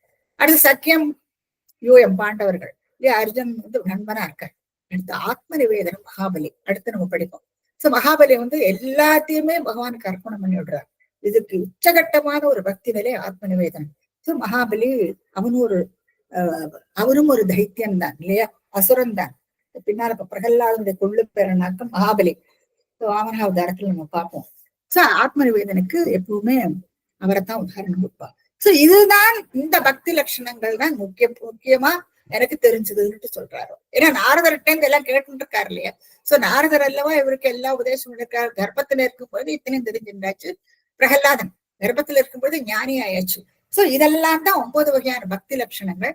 இதுதான் எனக்கு தெரிஞ்ச பாடம் அப்படின்னு அப்பா கிட்ட சொல்றேன். அப்பாவுக்கு கோபம் வராதா இல்லையா, கேட்கிற கேள்வி என்ன, அதீதேஷு சிரேஷ்டம் கிமிதி பரிபிருஷ்டேத தனையேங்கிற. நீ இத்தனை கத்துன்றதுல அந்த பாடத்துல எதுவாக்கு ரொம்ப சிரேஷ்டமானது, இதுதான் சிரேஷ்டமானது அப்படின்னுட்டு பிரகல்லாத உவாச்ச நம்ம பாகவதத்துல பாக்குறோம் ஸ்லோகத்தை. இப்ப என்ன, இவர் வதம் பண்றதுக்கு உபாயம் என்ன பண்றாரு அடுத்து பாருங்க. சசூலைராவித்தஹ சுபகுமதிதோ திக்கஜகணை மகாசர்பைர்தஷ்டோபி அரசநகராஹார விதுதः गिरीन्द्रावक्षिप्तोऽपि आह परमात्मन् अयि विभो त्वयि न्यस्तात्मत्वा किमपि न निबीडामपजत. எப்படி எல்லாம் அவனை துரோகிக்கிறார் பாருங்க. முதல்ல சூலை அவர் அதாவது பிரகலாதன சூலைரா வித்தக சூலத்தால குத்தராளாம் அந்த குழந்தைய. அப்போ அந்த குழந்தை பகவானையே தியானம் பண்ணிட்டு உட்கார்ந்துட்டு இருக்கு, சமத்தா உட்கார்ந்துட்டு இருக்கு அந்த இதுல கல்லு மேல. இவங்க எல்லாருமா அந்த பக்கம் இந்த பக்கம் வந்து சூலத்தினால குத்துறான். இதுல நமக்கு ஒரு உண்மையும் புறப்படுறது இல்லையா? அந்த யானையினால மிதிக்க வைக்கிறாரு, அரிசியா இப்படி எல்லாம் துன்புறுத்துறார். அப்போ பகவத் சிருஷ்டியில இந்த பகவான் எல்லாத்துக்குள்ளேயும் இருக்காருங்கிறது நமக்கு தெரியறது. ஏன்னா பிரகலாதன் ஒவ்வொரு எந்த துன்பத்தையும் அனுபவிக்கிறது இல்லை, அவன் காப்பாத்துறான். அவனுக்கு அந்த துன்பமே தெரியறது இல்லையா? இப்படி 4 பேரா 4 பக்கத்துல இருந்து குத்தினா எப்படி இருக்கும் அந்த குழந்தைய? அப்போ அது பாட்டுக்கு பேசாம பகவான ஸ்மரணம் பண்ணிட்டு உட்கார்ந்துட்டு இருக்கான் பிரகலாதன். இப்போ இப்படி எல்லாம் பண்றான் அவன் ஹிரண்யகசிபு.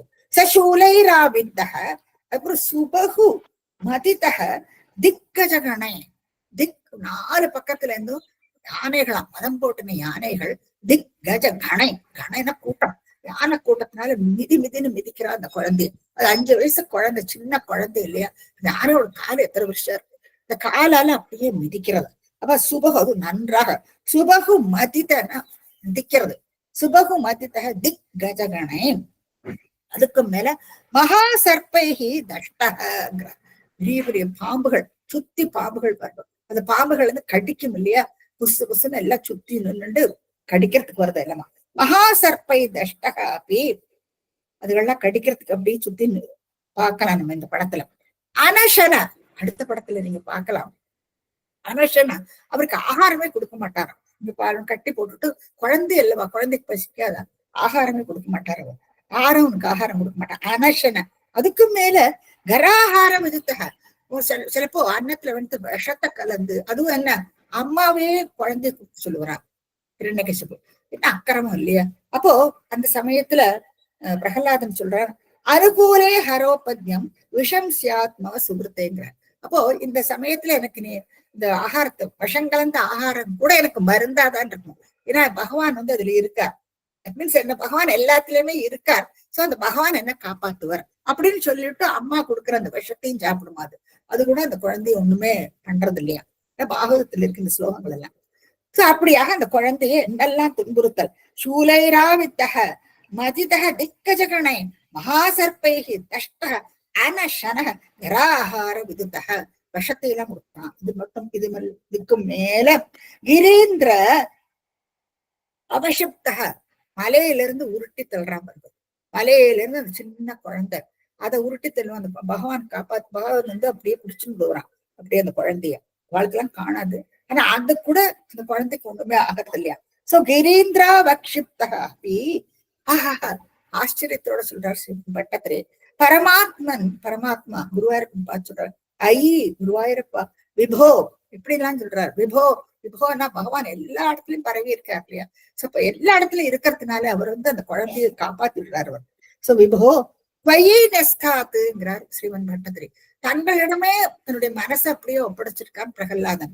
துவயி நஸ்தாது அதனால துவயி நஸ்தாத் மத்வாது கிமப்பி எது கூட அவனை நிபீடம் துன்பத்தை கொடுக்கலையாம். அபஜத்தை நிபீடம் அபஜத்தன்னா அவனுக்கு எந்த விதமான துன்பமும் நடக்கலாம். அவன் பாட்டுக்கு பயட்டா இருப்பான். ஒண்ணுமே அந்த அழறதோ கத்துறதோ எதுவுமே இல்லை. இந்த குழந்தை எல்லாத்தையும் தாங்கிட்டு இந்த பகவத் ஸ்மரணத்திலேயே இருக்கானவன். சோ அப்படியாக எல்லா விதத்திலயும் அவனுக்கு துன்பத்தை கொடுக்கிறான். அவனை கொல்லறதுக்குள்ள உபாயங்கள் எல்லாத்தையும் பாக்குறான் ஹிரண்யகசிபு. அடுத்து என்ன இருந்ததுன்னா ததசங்காபிஷ்டஹ ச புனரதி துஷ்டோஸ்ய ஜனகோ குரோக்த்யா தத்கேஹே கில வருண பாஷைஸ்தமருணாத் குரோஸ்சா சாநித்யே ச புனரனுகான் தைத்யதனயான் பவத் பக்தே தத்வோ பரமமபி விஜ்ஞானமசிஷத். இப்ப என்ன பண்ணணும்? சங்காவிஷ்டக சண்டையாயிடுறது, இவனுக்கு ஒரே கலவரம் ஆயிடுறது ஹிரண்யகசிபுவுக்கு. இன்னும் இத்தனை உபாயங்கள் ஒண்ணுலயும் இவன் ஒண்ணுமே பண்ண முடியலையே. அப்போ என்ன சங்காவிஷ்ட பூனா மறுபடியும் அதிதுஷ்டோசிய ஜன, இந்த துஷ்டன் அதாவது ஹிரண்யகசிபு அதிதுஷ்டோசிய ஜனக, அதிதுஷ்டனம் அவன் என்ன பண்றான்னா குருப்தியா, இந்த குருக்கள் சண்ட மார்க்கத்தை சொல்றானா தத் கேஹே அவளுடைய வீட்டுல கில வருணம் பயத்தால கட்டி போடுங்க இவனுங்கிற வருண பாஷைகி அருணத்து, வருண பாசத்தால இவனை கட்டி போடுங்க. அந்த இடத்துல கட்டி போட்டு ஒரு இடத்துல இவன் நகரக்கூடாது நகரக்கூடாது கட்டி போட்டு வச்சிருக்கான் பிரகலாதன். இவர் சொல்றானா இந்த சண்டை மார்க்கெட் பற்றி இந்த மாதிரி பண்ணி வைங்க, நமக்கு பயங்கர கோபம் இருக்கு இரண்யகசிபுக்கு. அப்புறம் ஆனா என்ன நடக்கிறது, குரு குரக இந்த குருக்கள் என்ன பண்ணா அவளுக்கு ஏதோ நித்தியத்துல எத்தனையோ வேலைகள் இருக்கும் இல்லையா, இவனை கட்டி போட்டுட்டு குரோஷ்ட அசௌ நித்தியே அவ என்ன பண்றான்னா ஏதோ சாமான் வாங்கணும் என்னமோ வெளியில போயிருக்கா. அவ இல்லாத அந்த சமயத்துல இவன் என்ன புனக அந்த கட்டளை அழிச்சு குழந்தைகள் தானே இல்லையா, கட்டளை அழிச்சு விட்டுடுவா. அனுகான்னா இந்த மத்த அசுர குழந்தைகள் எல்லாம் பாத்துக்கோன்னு சொல்லிட்டு அவ போயிருக்கா வெளியில, ஏதோ வேலையா 2 பேரும் வெளியில போயிருக்கா. அந்த சமயம் பார்த்து எல்லாரும் சுத்தி அழகா உட்காத்தி வச்சுட்டு பிரகலாதன் என்ன பண்றான் இருக்கும் அனுகான்னா கூட இருக்கிற அசுர குழந்தைகளுக்கு தைத்திய தனையான் அந்த அசுரர்களுடைய புத்திரர்கள் எல்லாம் சரி இவாள கூட அவனுடைய ஃப்ரெண்ட்ஸ் மாதிரி எல்லாம் சுத்தி இருக்கா உட்காத்தி வச்சிருக்காங்க, பாத்துக்கோ அவனு. சோ தைரியம் கட்ட வச்சுனீங்கன்னு போயிடுங்கன்னு பயம், அதனால இவாளை பாத்துக்க சொல்லிட்டு அவ போயிருக்காவா.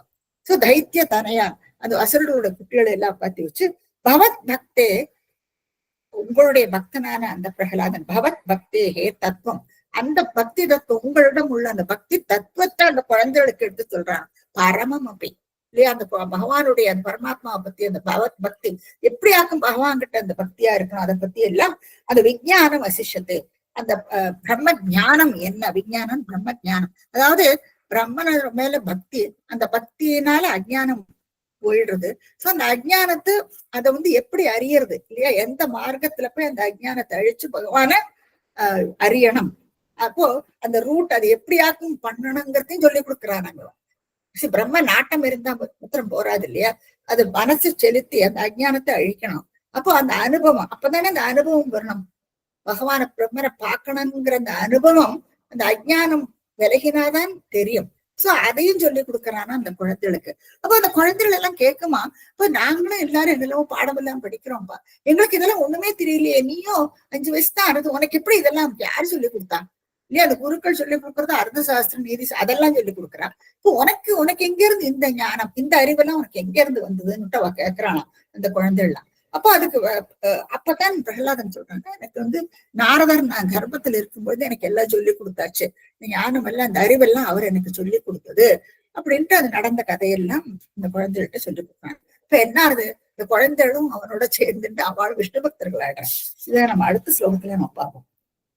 பிதா ஸ்ருண்வன் பால பிரகரமகிலம் த்வத்ஸ்துதி பரம் ருஷாந்த பிராஹைனோ உலகதः கஸ்தே பலமிதி பலம் மே வைகுண்டः தவ ச ஜகதாம் சாபி சபலம் சயேவ த்ரைலோக்யம் சகலமிதி தீரோய மகதீயே. பிதா ஸ்ருண்வன் ஹிரண்யகசிபு கேட்கிறான், பிதா ஸ்ருண்வன் பால பிரகரம் அகிலம், இந்த குழந்தைகள் எல்லாம் சுத்தி இருக்கிறது, அதுகளும் எல்லாரும் ஹரிஸ்மரணம் பண்றது பொறுமை, அவரும் எல்லாம் ஓம் நமோ நாராயணன்ட்டு பகவானை பத்தியே அவளும் எல்லாரும் சுதிக்க தொடங்கி விடுறது. அதான் பால பிரகர அகிலம் ஸ்துதி பரம்ங்கிறார் ஸ்ரீமன் பட்டத்திரி. தங்களை பத்தி சுதிக்க ஆரம்பிச்சு விடுறதாம் இந்த அசுர குழந்தைகள் எல்லாம். சும்மா இருப்பனா அவளையும் மாத்தி விடுறான் பாருங்க. பிரகலாதன் கூட இருந்த அந்த குழந்தைகளுக்கும் விஷ்ணு மகத்துவத்தை பத்தி சொல்லி கொடுத்து பகவான் பேர்ல பக்தி உருவாக்கி விடுறான் அந்த குழந்தைகளுக்கும். சோ ஸ்துதி பரம் சாந்தக, எப்பவுமே கோபம் வருது ஹிரண்யகசிபுக்கு. ருஷாந்தக பிராக ஏனம் கேக்குறானா, பிராகன கேக்குறானா கோபத்தோட, ருஷாந்தக பிராகன கோபத்தோட கேட்கிறான் அந்த குழந்தைகிட்ட.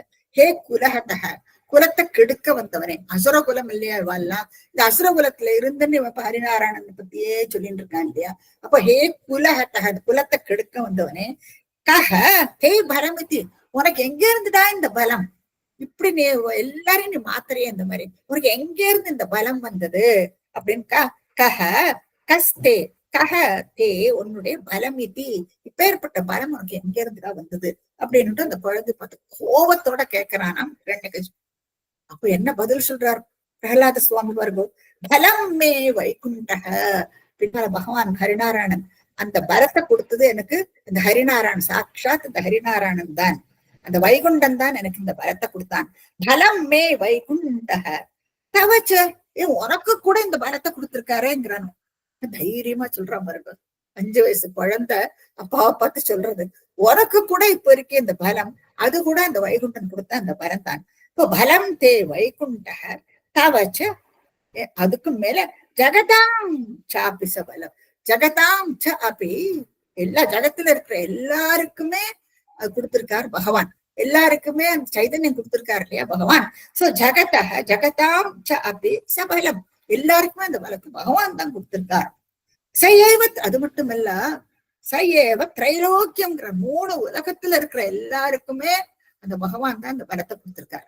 எப்படி எனக்கும் அவர் தான் கொடுத்தாரு, உனக்கும் அந்த பலத்தை கொடுத்திருக்கார், ஜகத்துல இருக்கிற எல்லாருக்கும் பலத்தை, ஏன் 3 உலகத்துல இருக்கிற எல்லாருக்குமே அந்த பலத்தை அந்த வைகுண்டம் தான் கொடுத்திருக்கார். சயேவ திரைலோக்கியம் சகலம் இதி, எல்லாருக்குமே தீரோ தீரோய தீரோயம் அகதீத்துங்கிறார். இந்த தீரக தைரியமா சொல்றான், தீரக ரொம்ப தைரியத்தோட இவாளுக்கு சின்ன குழந்தை தானே இல்லையா, அப்பாவை பார்த்து அதுவும் கதையை ஓங்கிட்டு வந்து நிக்கிறான் அவன், தைரியமா அவன் சொல்றான் அவன் அப்பா கிட்ட, தைரியத்தோட எல்லாருக்குமே அந்த பலம் பகவான் தான் கொடுத்திருக்காருன்னு சொல்றான். சும்மா இருப்பா ஹிரண்யகசிபு. அடுத்து என்ன பண்ணான், ஹரே பாசௌ பாசௌ சகல ஜகதாத்மா ஹரிரிதி பிரபிந்தே ஸ்தம்பௌ சலித கரவாளோதிதி சுத அத பశ్చాத் விஷ்ணோ நஹி வதிதும் ஈஷோஸ்மி சஹசா கிருபாத்மன் விஸ்மாத்மன் பவனபுரவாசின் மிருடயமாம். எப்படி இருக்கும் ஹிரண்யகசிபுக்கு? ஹரே கத்தரானவன், ஹரே டேன்னு அடிச்சு சொல்றது இல்ல, அரே குவ அசௌ, எங்க குவாசௌ குவாசௌ, எங்கேயாக்கும் எங்கேயாக்கும், அதாவது வைகுண்டன் தான் எல்லாருக்கும் பலத்தை கொடுத்திருக்காங்கிறான், எங்க அந்த வைகுண்டன் அப்படின்னு கேக்குறானா. குவ அசௌ குவ அசௌ சகல ஜகதாத்மா ஹரிரிதி, இந்த சகல ஜகத்துக்கு கொடுத்திருக்காய், திரைலோகத்தில் உள்ள எல்லாருக்கும் வைகுண்டன் தானே அந்த பலத்தை கொடுத்தான்னு சொல்றான். அதைத்தான் திருப்பி சொல்றான், ப அசௌ ப அசௌ சகல எல்லா உலகத்திலையும் பரவி இருக்கும் ஜகதாத்மா ஹரி இதி, ஹரிக்கு 2 அர்த்தம் உண்டு, ஹரி ஹரிநாராயணன், இன்னொன்னு சிங்கம், 2 அர்த்தம் உண்டு.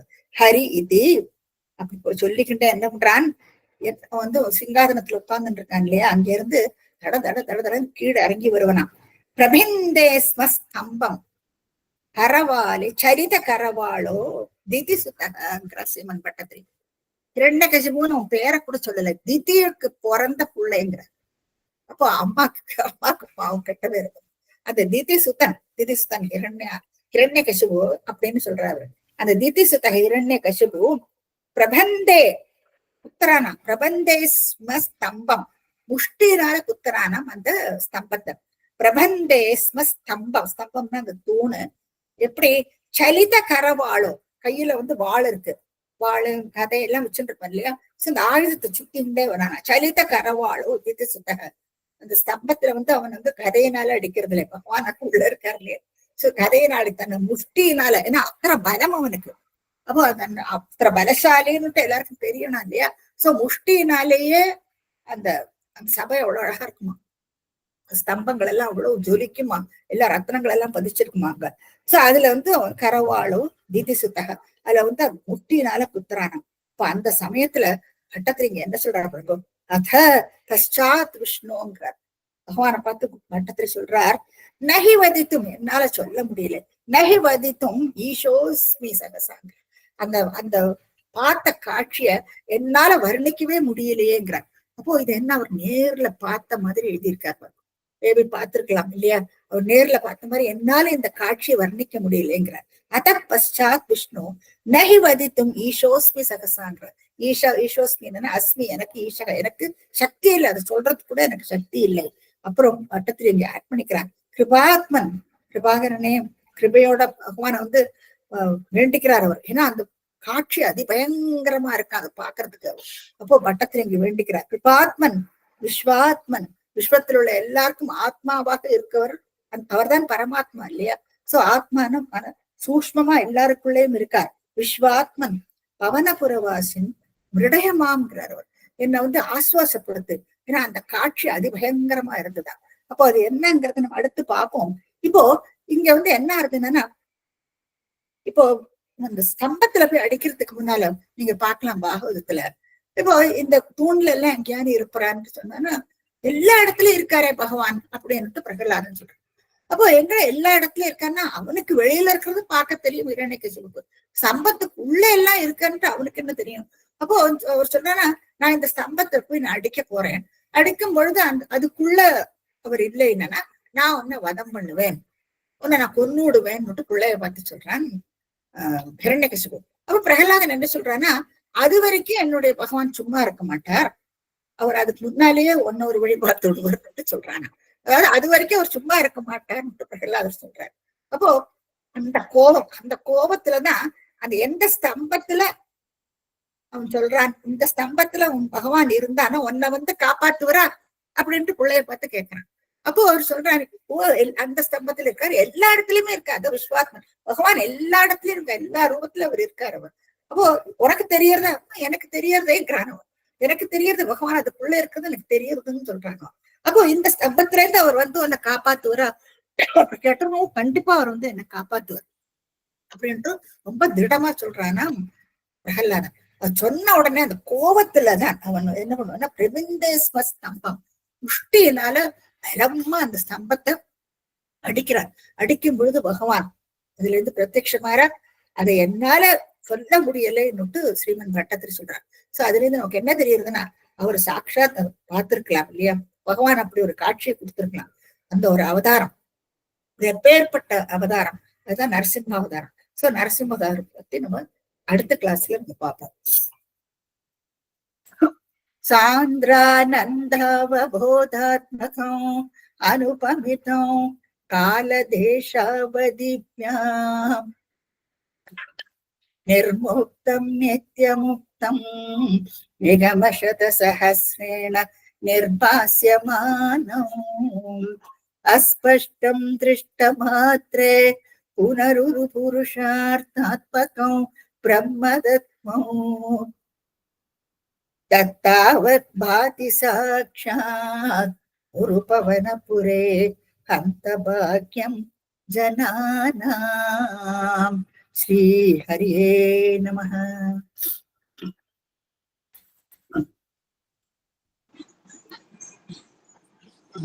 மாமி சூப்பர் மாமி, தேங்க் யூ.